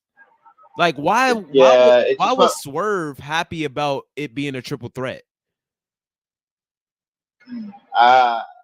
See, I don't even know. I honestly don't even know I don't really pay attention to the promos that Swerve was saying. Really, the only promo that stuck out to me was the one where he was cutting on Hangman when Hangman was on crutches. That one was pretty good. I don't know. To me, it felt like it just didn't need. It just felt like they just put Hangman in there when it should have just been Swerve and Joe. Honestly, because Swerve is just like killing it out there. And like when he said that, like, are you gonna go back to the other company in a poncho? I thought that was kind of clean. I think it would have been okay if it wasn't 2 WWE references a week. You know what I'm saying? Like if like the thing that was so great about CM Punk in 2011 was like this is the first time we hearing all this shit. You know what I'm saying? Like it's like I don't know if you listen to hip hop, but like Eminem, like hearing him say the F word now is just like really, dude. You know what I'm saying? Like so, it's like the same thing with Swerve. It's like really another WWE reference. Like y'all just can't stop mentioning it. So it's just like it's too many WWE references. But it's like I'm numb to it at this point. MJF beat that shit to the ground. Young Bucks beat that shit to the ground. Even Punk, like, even though he was definitely one of those people who was saying stop mentioning WWE, he definitely mentioned WWE a lot. So yeah, I get what you mean. But and for the Young Bucks match, for the Sting match, I can't say anything about that because at the end of the day, it's not my match. It's not. It's Sting's last match. That's his retirement match. He can do whatever he wants with it. Now, should he have won the titles and like won that match and then fucking vacate the titles? I don't know. That's not my decision. That's Tony's booking. You can't really blame anybody in that whole Tony thing. But usually, like, to me, if you were gonna have the Young Bucks and Darby Allin in a Sting match and do that match, I would have probably had the Young Bucks win that match because at the end of the day, like the tradition for wrestlers, like if you retire or if you're leaving the territory, you're supposed to giving out, put the next guy up or whatever that's coming up in the card, or like the next guy that's supposed to be getting heat. And honestly, that probably would have gave the Bucks heat, in my opinion, if you were going to use the Bucks. Now, I'm not saying that that's like like I would have chose the Bucks, but in this situation, the Bucks, Sting wanted the Bucks and for the match. So, But the that's problem, how I feel about that. The problem is the Young Bucks got the wrong type of heat. They got go away heat type shit. You know what I'm saying? So they have heat enough as it is. Now FTR, if they would have won, perfect, because it's in their home state.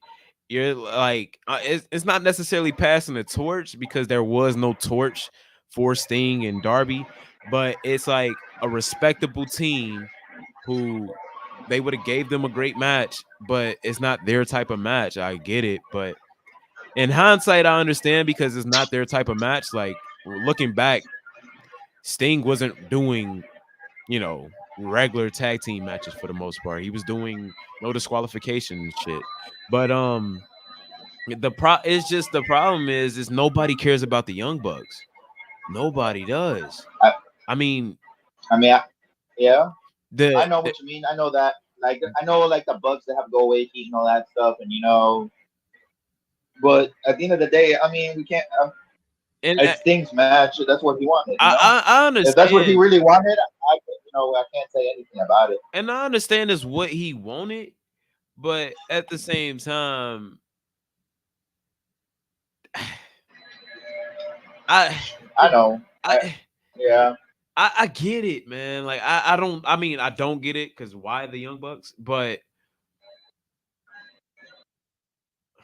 I don't know. I mean, it's Sting, and he's one of those guys who, like Tony Khan said, he was very unselfish in his career, and a lot of people took advantage of that. So if he wanted to, have this one thing, if he was just asking for this one thing, I guess, but the build could have been better. Taking the title off Ricky Starks, just what the fuck has Ricky Starks done since? Has he been on television since he lost the championship? Not that I remember from the last collision I saw. I don't think I hasn't been on television. Lost the title. Like people lose and they just disappear. And like Ricky Starks, I think if we doing a thanks, Nero. I appreciate that, man. I'm not ignoring you. I'm trying to. I don't want to be scatterbrained. I'm not ignoring anybody though. But I think that should have been a match. But again, I could see if Sting really wanted it, and again, he's been unselfish, so I understand. I get it, but the build could have been way better. Oh, for sure. Yeah, I think so. I mean, it's kind of hard to have a good build when you have the Bucks. I'm not saying that the Bucks are like horrible, but I'm saying like it's kind of the Bucks to me when it comes to like. What's crazy? I don't even blame the Bucks, unless they're the ones who put the title on Sting. I like this heel shit. I do. Like that was like really. I love how they wore the suits and with the blood stains. This is the most interested I've ever been in the Young Bucks.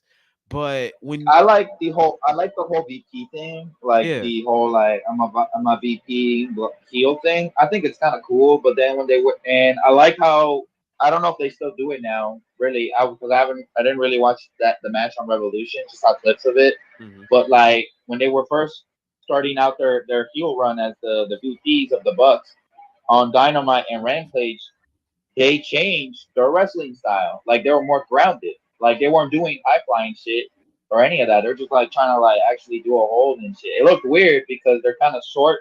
Like when they were wrestling the Top Flight, I was watching their match and I was like, oh shit, they're actually taking this shit seriously. I thought that was kind of cool.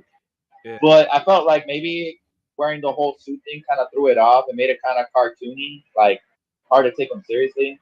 But I mean, yeah, I liked it for sure. They're definitely doing a good. I think they're doing a good job with it, with being like the whole BP thing. And that's what That's what John Cena's doing. That's what not John Cena. The Rock is doing. Like when people have a perception, like we live in. I know this sounds cliche. I know this sounds corny, but when we live in a reality era, like we live in where people know your daily. We know who you are as a person outside of wrestling. Be yourself, or play. Be yourself and level that up times 10. Like, and that's what the Young Bucks are doing. That's what Hangman Adam Page is doing. That's what like when that's what John Cena said about that's what John Cena said about Austin Theory. I don't believe in you. Be yourself. Hey, Novel, I appreciate you for stopping by. Thank you so much. I appreciate the love. Appreciate it. You don't know how much I be needing to hear that stuff. But like be yourself and crank it up times 10.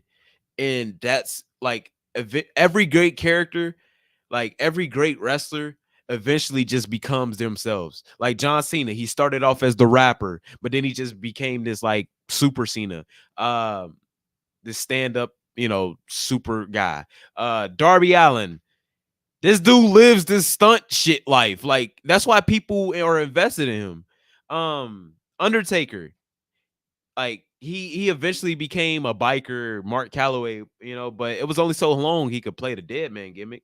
But it is like the best wrestlers, the best characters are people who play themselves and crank it up times 10. Okada with the Young Bucks is dumb. It's stupid. It's stupid. I understand what they're going for with the Kenny Omega aspect, but first of all, Kenny Omega must be more healthier than they're letting on if they're starting a Kenny Omega build. And the problem is the Young Bucks have go away heat. People don't like the Young Bucks. They don't. They change the channel when they're on television. That's not going to be balanced out with the top free agent from Japan. Now, if let's say for shits and giggles, Drew McIntyre came in and he aligned himself with the Young Bucks, okay, that'll work, because if Drew McIntyre went there, everybody in North America watches. Like every wrestling fan in North America knows who Drew McIntyre is. Not every it's not the same with Okada. All respect to him. I'm sure he's a legend. I'm sure he's great, but I don't know who he is. So when you put him with the Young Bucks, that's not a good sign to me.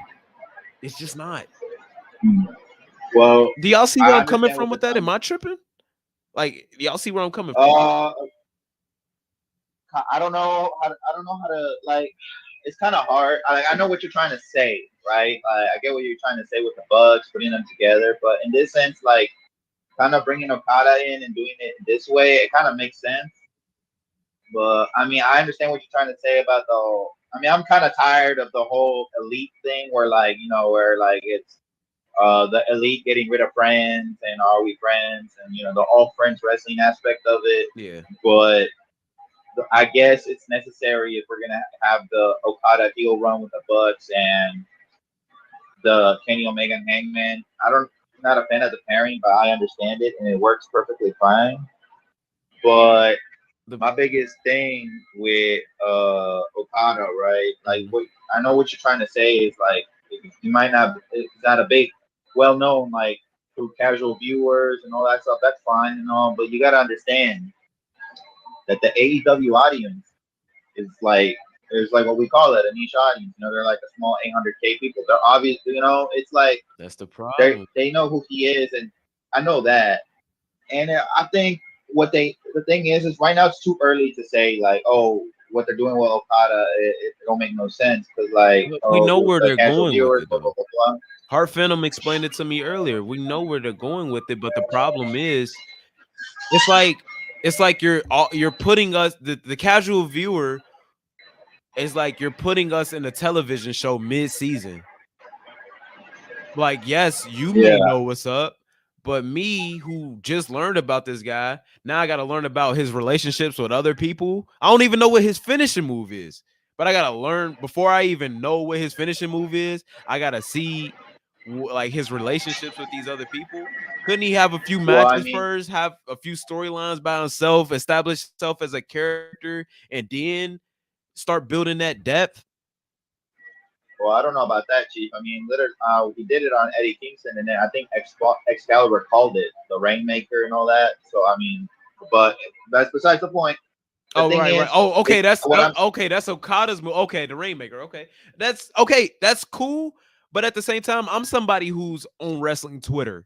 You know what I'm saying? So I've heard of the Rainmaker. But the average, like man, no, but I'm saying that Excalibur called it during when it happened. That's what I'm saying.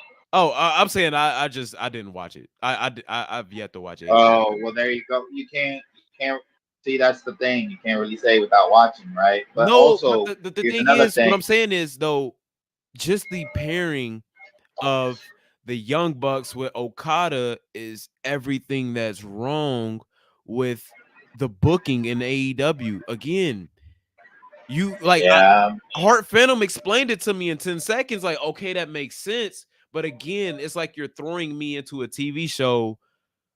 Like, again, okay, I know his finishing move because I'm somebody who's intertwined with the IWC. Like, it's basically my whole Twitter feed now.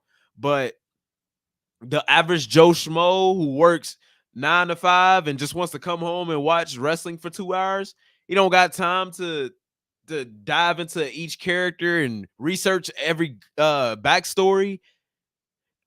Is okay. Like, all right, again, with I'm not trying to be nasty, but it's like I feel like it's the perfect example because we got two potential big stars who are going to be big stars. I do believe that Okada is going to be a big star, at least in AEW. Braun Breaker. You see what they're doing with Braun Breaker? Like, oh, you don't watch wrestling, but I'm sure not wrestling. You don't watch WWE, but I'm sure you know what's up with Braun Breaker, right? Oh no, I watched a little bit of NXT 2.0 when Braun Breaker broke in, and Right. whole, So you know he's a big deal. I watched. Yeah, I seen him wrestle. He's pretty good. I seen him his feud with Joe Casey. That was actually pretty okay feud. You know what he's doing in WWE right now? He's wrestling jobbers. So I'm not saying it needs to be that exact way. I'm not saying it's one way. It's what's the saying? Is it's a million ways to skin a cat or whatever. I'm not saying he has to wrestle jobbers. I'm not saying he has to do that, but let me see him in action first before you just throw him into a storyline. Let me see, like, you know what I'm saying? Like, but in all people, keep him away from the Young Bucks. Keep him away from the Young Bucks because yes, that may be because even some AEW faithful is tired of the Young Bucks. People actively change the channel when the Young Bucks, or you're doing a disservice to Okada. You're like nobody, like people are avoiding the Young Bucks like the Black Plague, like literally.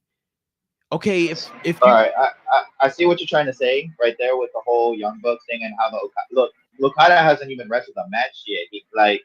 He hasn't been presented right now. This is his first debut. Obviously, the way to create intrigue in wrestling is by introducing. Obviously, my people might be like, oh my god, it's Okada, right? Mm-hmm. But there's gonna be people be like, oh, who is this guy, right?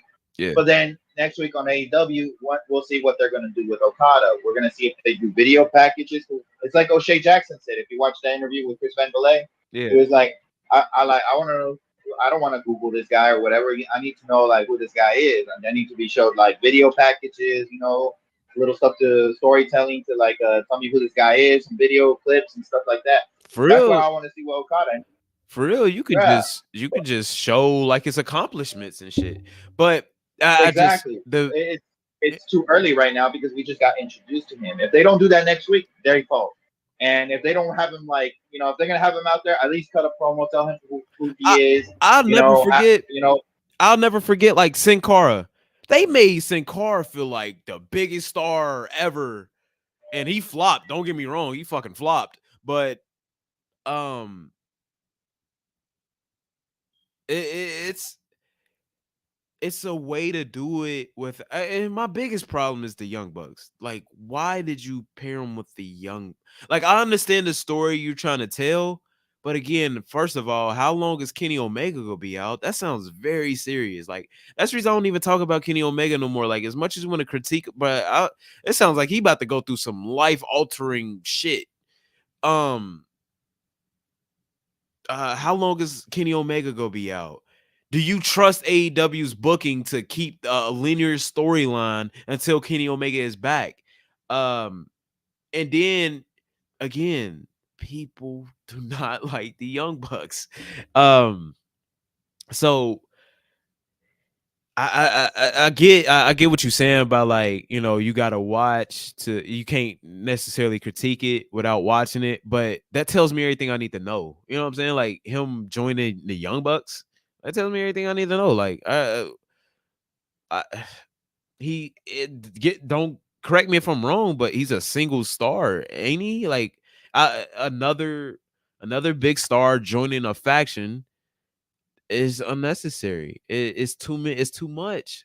I think he overthought it. I think the booking is over. I I'm not saying booking wrestling is easy, but I think Tony Khan definitely overcomplicates it.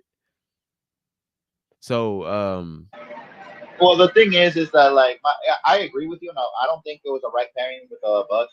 One, I mean, I get that they used to, their clique in Japan, like Kenny, Bucks, Okada, yeah. because they all knew each other back in TNA. Like Okada, when he had his run in TNA as Samoa Joe's sidekick, he became friends with Generation Me or Young Bucks at the time, and that's how they got along. And then when Okada went back to NJ and JPW, he liked the Bucks a lot, so he got them to come to NJPW, and that's where they all met, you know, and all them, and they became friends. So, you know, and you know, Tony and all that. It's more about the friend aspect in that company than it is business wise. All You know, that's the friends difference wrestling. between the WWE and A. Yeah, that's what Darby Allin cut that promo. All friends wrestling. And oh yeah, It's not. that was another problem with that build. Like the week after the Young Bucks did that amazing attack, Darby Allin didn't even bring it up the next week. He just went on a CM Punk ass pipe bomb promo, and you know, like just buried the company. That, like, again, I don't think the Young Bucks were the problem in that build. I just, you know, me preferably, I would have had FTR in that. I just it just where's Hook? I know he had a match last night. He had I don't know. I know in Revolution he was in an 8-man scramble, and then on Dynamite he did have So a match. I haven't watched Dynamite yet. and then I just like my wrestling to make sense.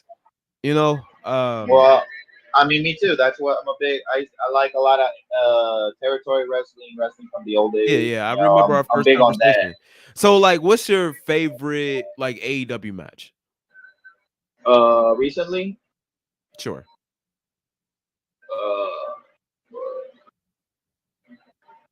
that's a good one. I can't.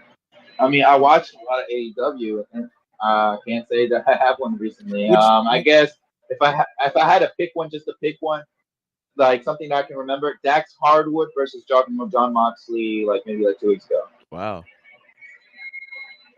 Yeah, Because I think you had me at Dax, but you lost me at John. it was the only match that I can think of that I thought was like, look, I'm not a Moxley guy.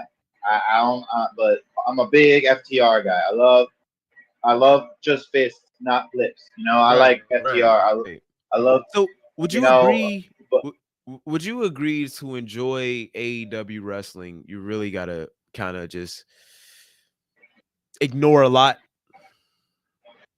Yeah, that's true. Yeah, and that is my problem. Like I know for a fact that Dax Hardwood can put on a clinic. Like he can put on a clinic, brother. He can do like all kinds of crazy. He can put out like a good ass match out there and whatever.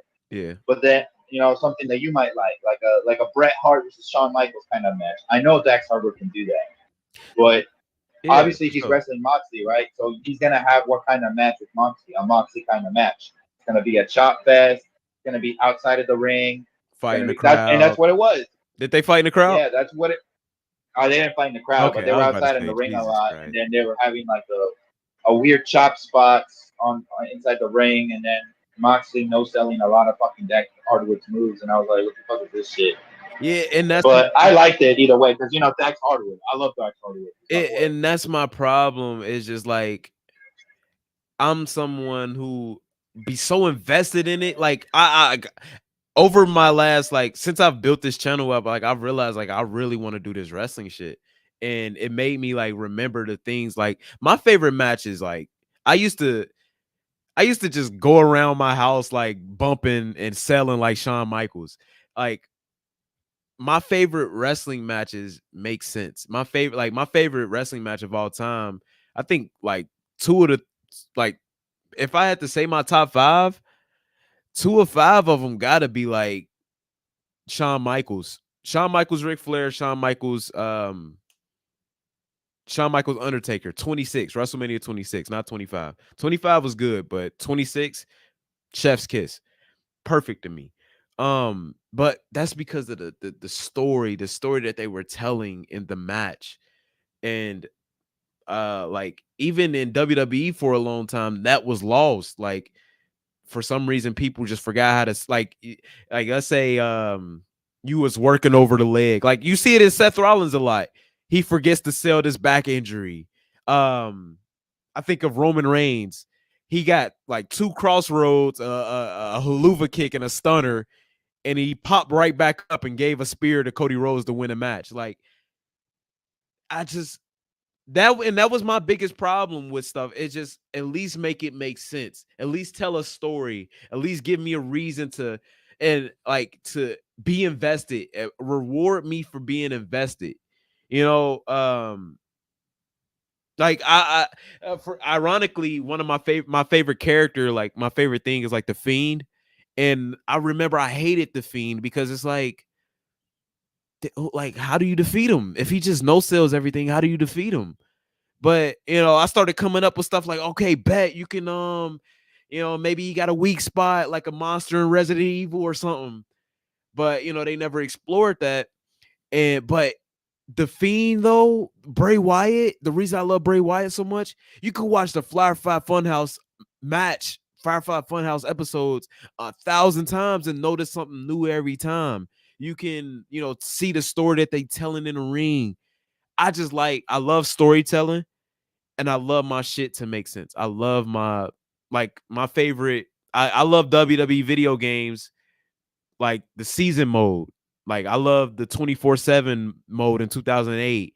I just like the story aspect. I like depth. I like to rewatch matches and notice something new. Most AEW matches with most people, you see one of their matches, you've seen them all. Yeah, I can see that. So I just who's your favorite wrestler in AEW? FTR. Oh, right. But if MJF, you had obviously the MJF, king. did you face MJF? Mixed bag. Some points I loved it, and then some points I was about it. The whole I liked it I liked the Better Than You Baby. Did you? But I liked it, but I hated the buddy segment. You didn't like the okay. Yeah, the buddy segments kind of were why, but the whole brochacho thing, the promos in the ring, If hype. If Adam Cole was gonna turn heel, he should have did it at Wembley. Yeah, that's where the whole devil. Yeah. That whole devil thing was stupid. And I don't know. That whole devil thing. I don't know if you was in the Discord then, but I was so hyped for that. I love an invasion angle, but they fumbled. It's I just my biggest problem with AEW is just one, the same people who was telling me that John Cena couldn't wrestle, Roman Reigns couldn't wrestle, all this and that, or they couldn't cut promos and I look at AEW and I see very similar things. Like, don't get me Oh, wrong. What's up? oh no, I mean, like Roman Reigns and John Cena ain't no Bret Hart, right? There's a lot of Right. Nobody would ever there's a accuse lot them of of that. there's a lot of guys in the AEW roster that are definitely like I want to say like they're about the same level or and then like close as to like a technician as Bret Hart. Like they can wrestle, like they can do all the moves, they can do all the cool shit, right? But there's a difference. They don't know when to use it. That's what always bothers me. Like they'll do like this really cool ass move, or like they'll do like this really cool ass submission move. Like one of the things that bothers me is I'll see a dude do a cool pile driver and automatic. Sorry, They do the pile driver. They do the pile driver, and next thing you know, they kick out of it at one. I'm like, what the fuck is that? That's garbage. Pile driver is like the most devastating move you can do. Right. They'll remember, like, I think it'll live in infamy, the damn trading of Canadian destroyers. Oh, I hated that. And like when Pentagon, like Penta, fucking Orange Cassidy. That was bad. And I forgot who else. And then, but I like how Austin Gunn, like every time he would try to do like a Canadian destroyer or something, he couldn't do it or whatever. Or like he would try to like not do it. So I kind of like that about him. It was like trying like not to be a part of it. And my thing is, I'm the same person who will call that out, but then I'll also go to WWE and say, bruh, the fucking Cody Cutter is the dumbest move ever. Like, not ever, obviously. There's the people's elbow. But the Cody Cutter is so dumb to me. You don't like the Cody Cutter? Hell nah. Nah. I didn't even like the springboard stunner either, to be fair. Hey, what's up, the generous? But I just like really, and it looks dangerous. It looks like it hurt Cody more than it hurts the opponent. I don't know. I've never been a fan of it. I don't like it at all. I think like some people don't like the superplex to the Falcon Arrow. I love that move. But I don't know. I think like I'll still call out stuff in WWE. Like I think it's stupid that Drew McIntyre still does the countdown before the Claymore. I think obviously the fucking people's elbow is the dumbest move ever. But if I could call that out about WWE, why can't I do the same about AEW? I understand my profile picture is me holding the WWE championship, but that's because that's the championship that CM Punk held, and I got a CM Punk shirt on, and I was trolling Suplex in that video. So, like that WWE tribalist shit. I'm not a tribalist for any. I want both of these companies to succeed, man. I was around when it was a one company thing. It was bad. It was bad, man. Like I want AEW to succeed because if AEW succeeds, maybe some other billionaire will be like, damn, I love wrestling. Why can't I start a company? And then we got 3 companies. You know what I'm saying? Like I love competition. I'm like I'm a NFL Madden. If you in a Madden community, if you watching this video, if you in the stream and you watch Madden, and you play Madden, Madden started going downhill when there was no competition. 2K started going downhill when there was no competition. So why can't I point out the positives in AEW right now? What are the positives? I tried to point out the positives. I loved Samoa Joe's title reign for about 2 weeks. I love Hook until that Samoa Joe match. I love Hangman Adam Page. I love Hangman Adam Page as a heel. I love the Young Bucks as heels. And I'm a CM Punk fan. What's your opinion on the whole Mercedes Monet coming to AEW? What do you think that's gonna? What do you think about that? You don't be watching my content too, you man. That's messed up. I think it's a step in the right direction. I think. Hold up, my camera just. There we go. I think it's. I think. Will she be CM Punk? As in, will she help AEW as much as CM Punk did? No, but I definitely think she'll be bigger than Edge was. You know what I'm saying? I think she'll be in the middle of that because she has a cult-like fan base. She's gonna bring eyes on the women's division. And I think she's one of the best women's wrestlers, if not the best women's wrestlers going today. Again, I don't think she'll change life. I think the only thing that'll make AEW, I think the only thing that will save AEW is Tony Khan giving up booking and hiring somebody who, knows what they're doing. But Mercedes Moné is definitely a step in the right direction. And hopefully that starts a domino effect too. Because I know she hired a writer, or she bringing in a writer and stuff. I'm excited for it, honestly. I just hope it ain't. I hope I'm not proven. I hope I'm not wrong. I hope. Actually, I hope I am wrong on one aspect. I hope she have a bigger impact than CM Punk, but we'll see. But I think she'll be in the middle. I don't think it'll be a flop like Edge's reign or run in AEW so far. But I don't think it'll be as good as CM Punk's. But that's that's not saying much because CM Punk had one of the best 9 months in wrestling history. But I think I'll definitely be yeah, for sure.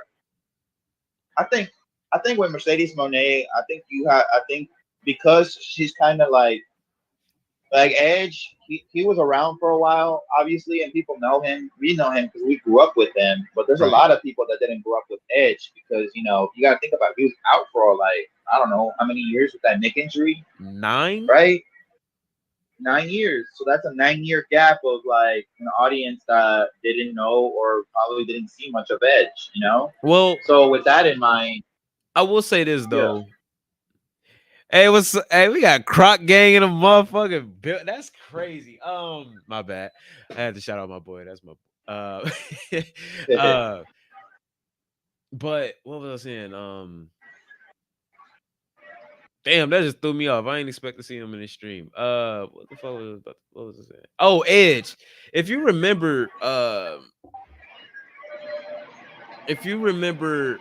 Triple H cut a promo on Edge, and he said Edge never drew a dime.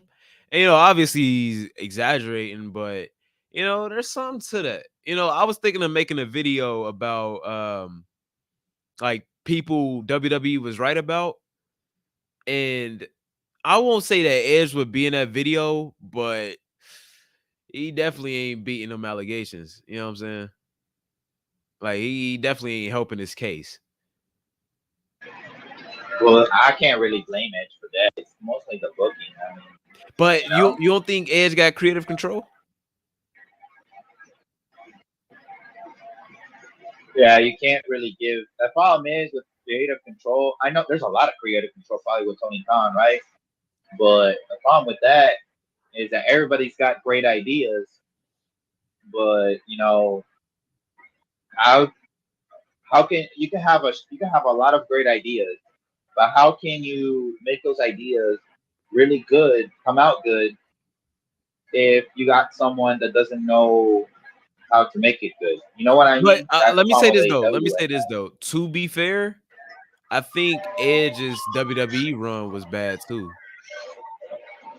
Oh, for real? Yeah, I didn't. I forgot who I was talking with, but yeah, I thought the Edge in I think his return to wrestling has been overall negative. Oh, yeah. Well, I honestly didn't like it. I thought it was kind of he was just there. He just had matches, But I thought when he cut his hair and he was the leader of the Judgment Day for a week, I thought that was good television right there. You think so?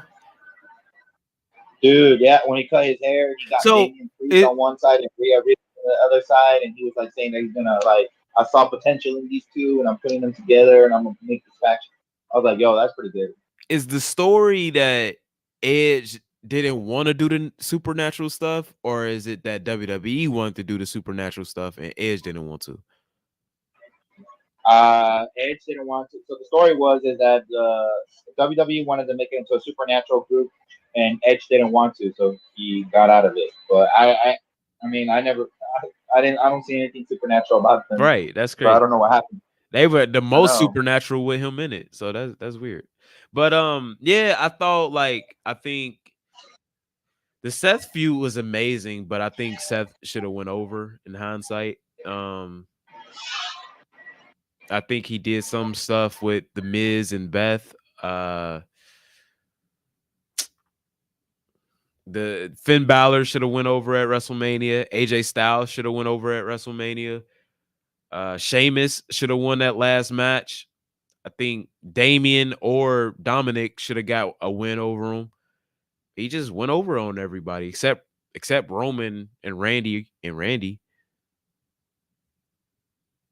So like that's a prime example right there. Like I'm fair. Like I will tell you, Edge in WWE was just as bad, if not worse. I'll say it was worse.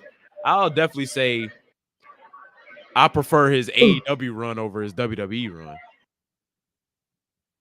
The only good thing to come out of his WWE run was the Judgment Day. Yeah, that's true. And the return at Royal Rumble, of course, but you know. Yeah. Hey, did you hear about the Sammy Guevara getting suspended from AEW again? I don't understand that, bro. I don't understand that. That's you don't be watching the content, bro. I made a video about this. That's twice I done caught you. You don't watch the videos, man. Oh shit. My bad. Geez, hey, it's cool, man. You show up to the streams. I appreciate you. But I don't get it. Like yeah. What's up, Cletus? My thing is just like, why did they wait a month to suspend him?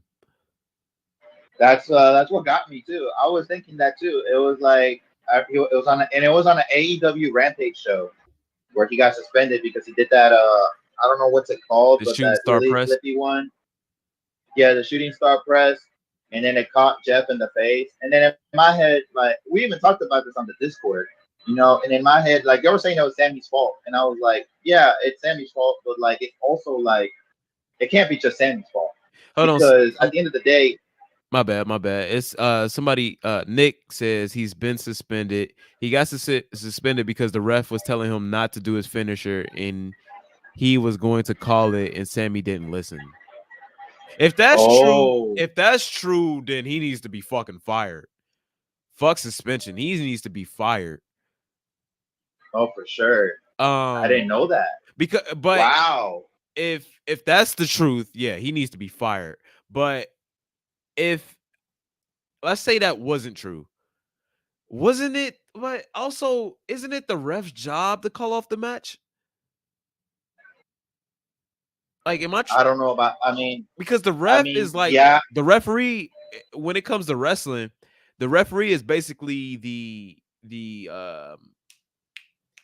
he's basically what the director.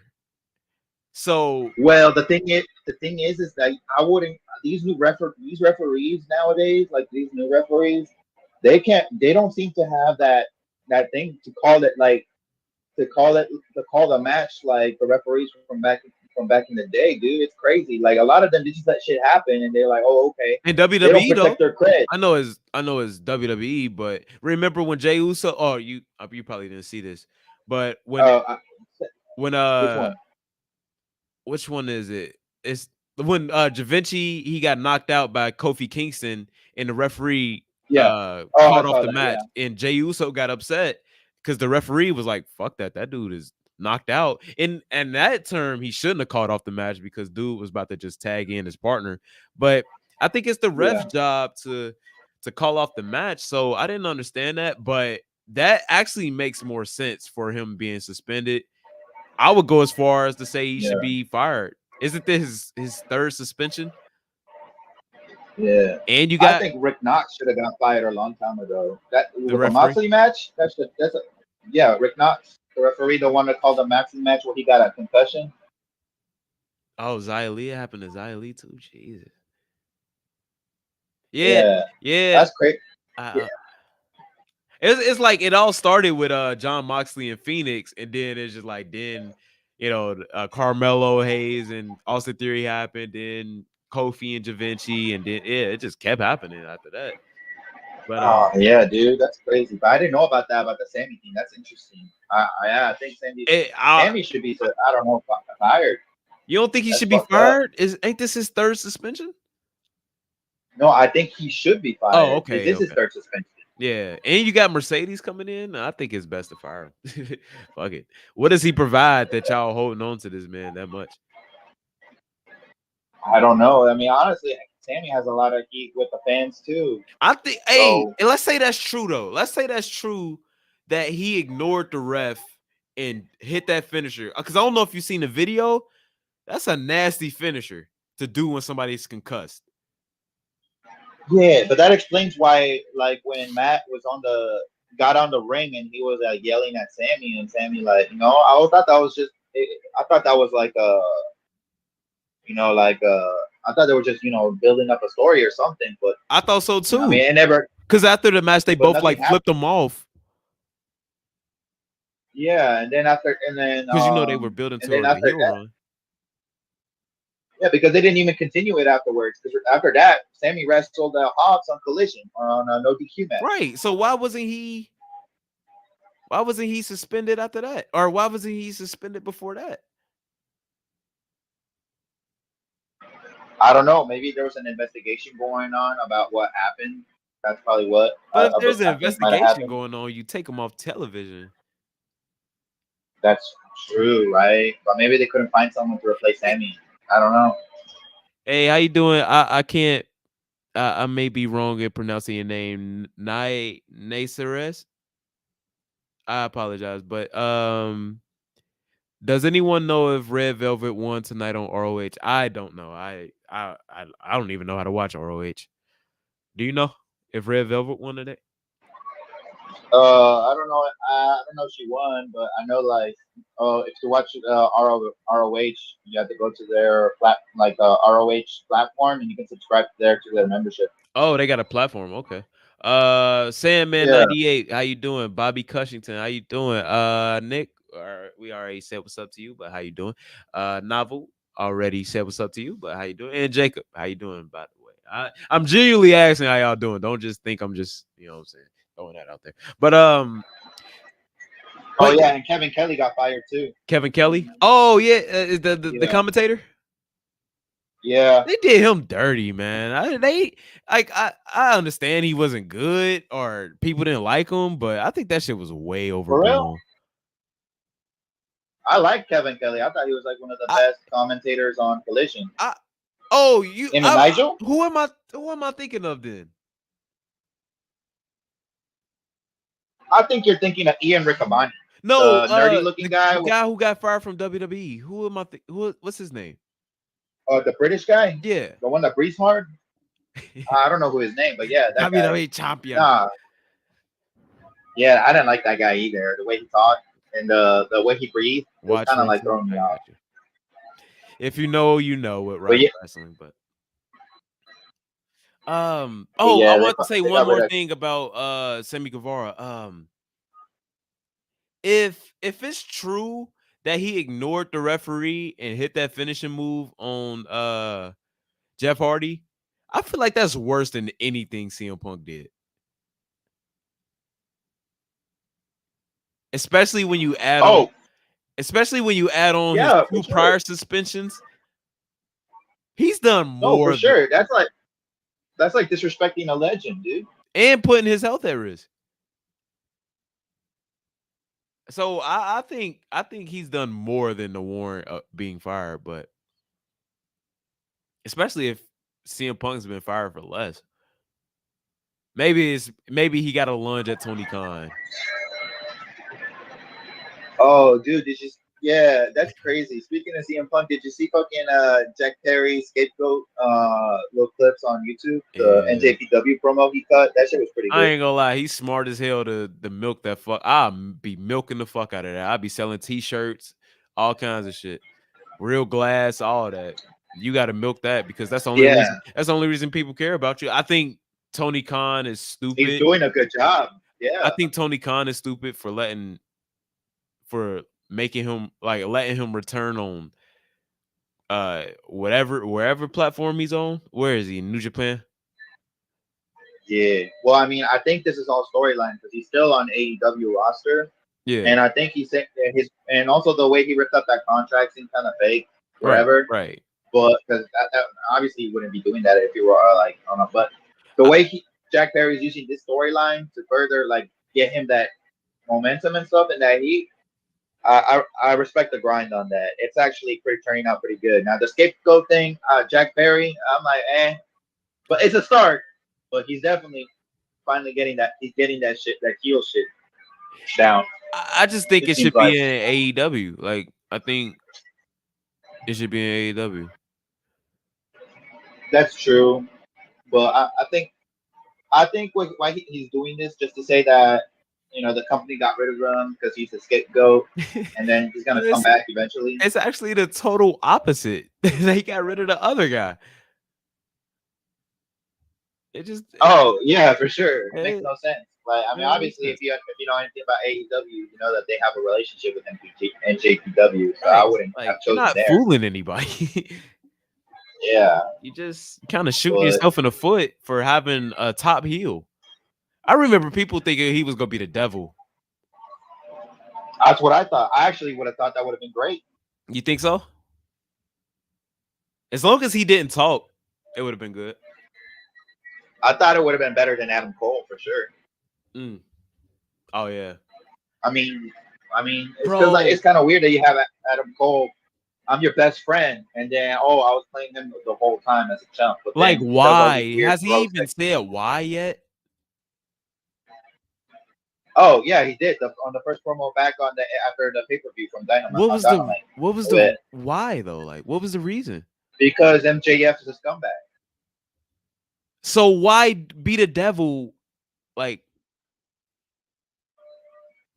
to play mind games with MJF, get him down, to wear him down, make him tired, all this stuff, and and take the belt from him. I don't. That's stupid. Yeah. I think he should have. It should have been at what's the fucking pay-per-view? Wembley. It should have been at Wembley.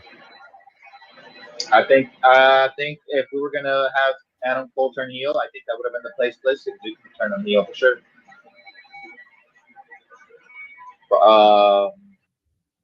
Oh yeah, Roddy.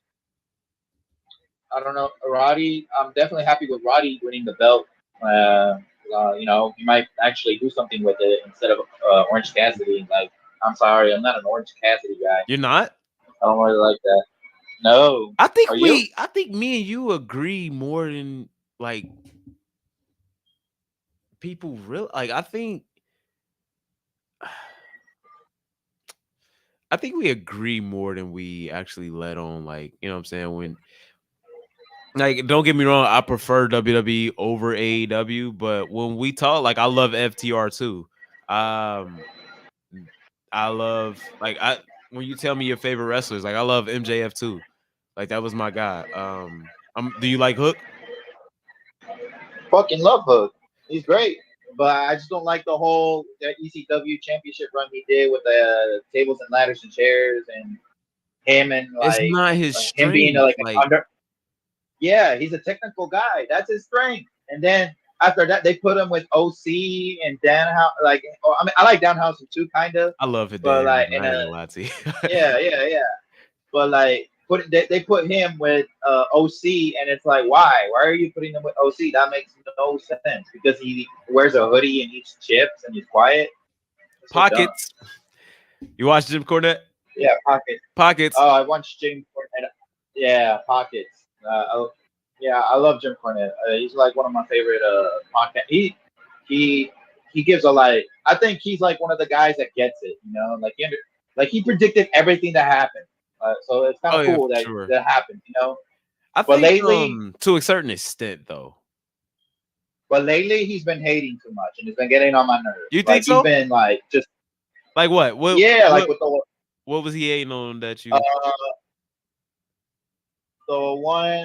the Will Ospreay versus Takeshita match. I thought it was a good match, right? Mhm. Obviously, a modern match. Now, I'm not saying it was like a old school like wrestling type Southern style because that's my kind of shit. But this was like a modern day, like a modern Ring of Honor match with some strong style, I guess, in there, right? Acceptable. It was a good match, but Jim Cornette kind of shitted on it. I was like, oh, okay. So he's kind of like, I guess he's just hating now, you know? But usually he's always on point.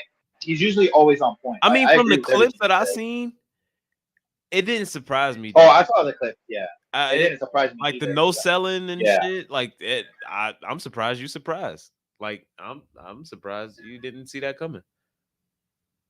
I mean, I saw it coming, but I wasn't. You know, I was hoping that he might, you know, like give it some praise. You know, a little bit of that. You know. Yeah. But yeah, usually he's always right on stuff, right on the money on stuff. I think. I think he's definitely wrong about like. I mean.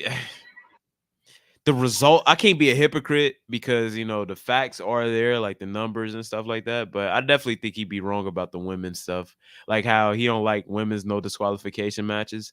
I think there's a place for that. I think, you know, I think if done right, there's a place for it and stuff. Like with anything, if it's done right, there's a place for it. But I definitely think. Oh yeah, I don't. Yeah, I be don't having like how he shits it. on some women. Yeah. I don't like how he shits on some of the women. Like I know he likes Rhea Ripley a lot, but then he'll shit on like Asuka or Io Sky or Kairi Sane. I ain't gonna lie. He low key cooking with the Io Sky and it's definitely like it's definitely like a prototype thing going on. Like how if you're not in tune, you can easily get them confused. Same with like El Hijo, Del Vikingo, Penta. You can easily get those guys confused if you're not in tune. So I definitely see what he mean there. Yeah, I see what he's saying, but I mean, like, it's like, and Riho. I don't know. He shits on a lot of the women. Oh, I don't care about Riho. If you like Riho, there's something wrong with you. Kenny likes Riho. Kenny. Oh, I don't know. Kenny's a strange dude. I like Kenny, but you know if you have Riho, I don't know, like wrestling Chris Statlander, Chris Statlander should be able to like suplex her and then pin her 1, 2, 3. Right. Like, I mean, that girl is just so tiny. It makes no sense. Yo. Actually, on Dynamite, Chris Statlander lost to Riho. Did she? Yeah, I think so. I just remembered that because Chris Statlander. No. Wait, Chris Statlander. Never mind. She didn't lose to Riho. I don't think she lost to some other. The Blue Sky. There we go. Sky Blue. There we go. That's what she lost to. Blue Sky. But either way, Sky Blue. Yeah. But yeah, I don't think Riho's a. No, man, you can't. I don't know. I don't see what people see the hype in it. That makes no sense to me. That's just. This is why Jim Cornette can't take women's wrestling seriously. Yeah. Hey, folks, it's been 4 fucking hours. I gotta be up in like 3 hours actually. Sess, I appreciate you stopping by, bro. It's always great conversation with you. I don't know if you're doing anything tomorrow, but I'll be streaming 2K24. If you want to just chop it up, have the same little setup. You be at you the one who be at work, right, around this time? Yeah, I'm at work right now. Okay. All right. Yeah. Yeah, I gotta get some sleep. Yeah, I'll definitely. No, I got you, Chief. Yeah, I definitely will check out the stream because I want to watch gameplay on the 2K24 because I'm gonna cop it soon. Okay. Yeah, I got y'all. I don't know exact. Don't hold me to no time, but I'll definitely want to do that. I love this. I loved how many people showed up. I appreciate you all. Hopefully, I don't have to clickbait y'all with a title, but I appreciate you stopping by, bro. Again, always great conversation with you. You have a beautiful night, man. Stay safe. You too, brother. Have a good one. You as well. Appreciate you. Folks, I gotta get off here. I appreciate y'all if you've been here. If y'all see this highlighted comment, I am sleep deprived. I am very sleepy. I gotta get some sleep. I gotta get up. I don't gotta get up 3 hours, but I want to get up in 3 hours. Fuck.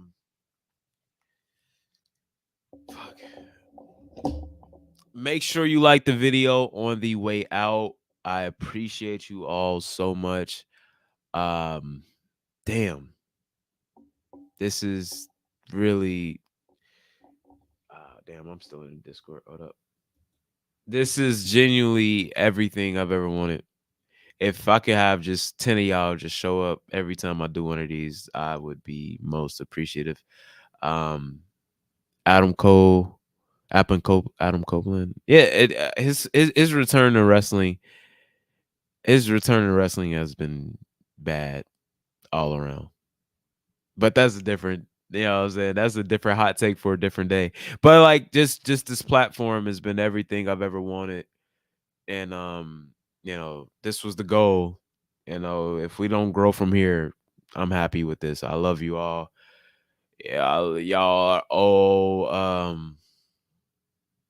are all appreciated more than y'all know, man. I thank y'all so much. I'm glad that no matter how you feel about wrestling, no matter how you feel about AEW, WWE, TNA, whatever, y'all can come through and we can just conversate about something, you know. But make sure y'all all have a beautiful night, or shit, it's probably early in the morning where y'all at. I don't know, time zones and stuff. Have a beautiful night. Make sure you hit the like button on the way out. See y'all tomorrow. Or today. Shit, it's 12 a.m. where I'm at. It's the next day where I'm at. Novel Eden, you've been here for a minute. Appreciate you. Nelly Nell, love you as always. Thank you for stopping by. Always showing support. Appreciate you. Seeing that. I don't. Sorry if I'm pronouncing it. If you still ain't here, you know what I'm saying? Like, I want to say what's up to y'all. Damn. Where you at? Australia? If you still in here, leave a 1 in the chat so I can say what's up to you and have a good night. If you still in here, make sure you like the video on the way out, man. Sean Dath, am I saying your name right?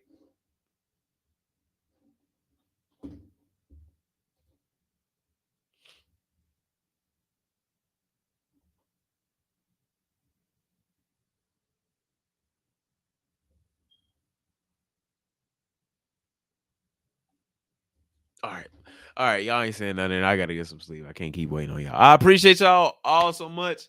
Have a beautiful night. We got one more day and then it's the weekend. Appreciate you. Have a beautiful one. Yeah. Be kind to people. Wear your seatbelts. Good night, Novel Eden.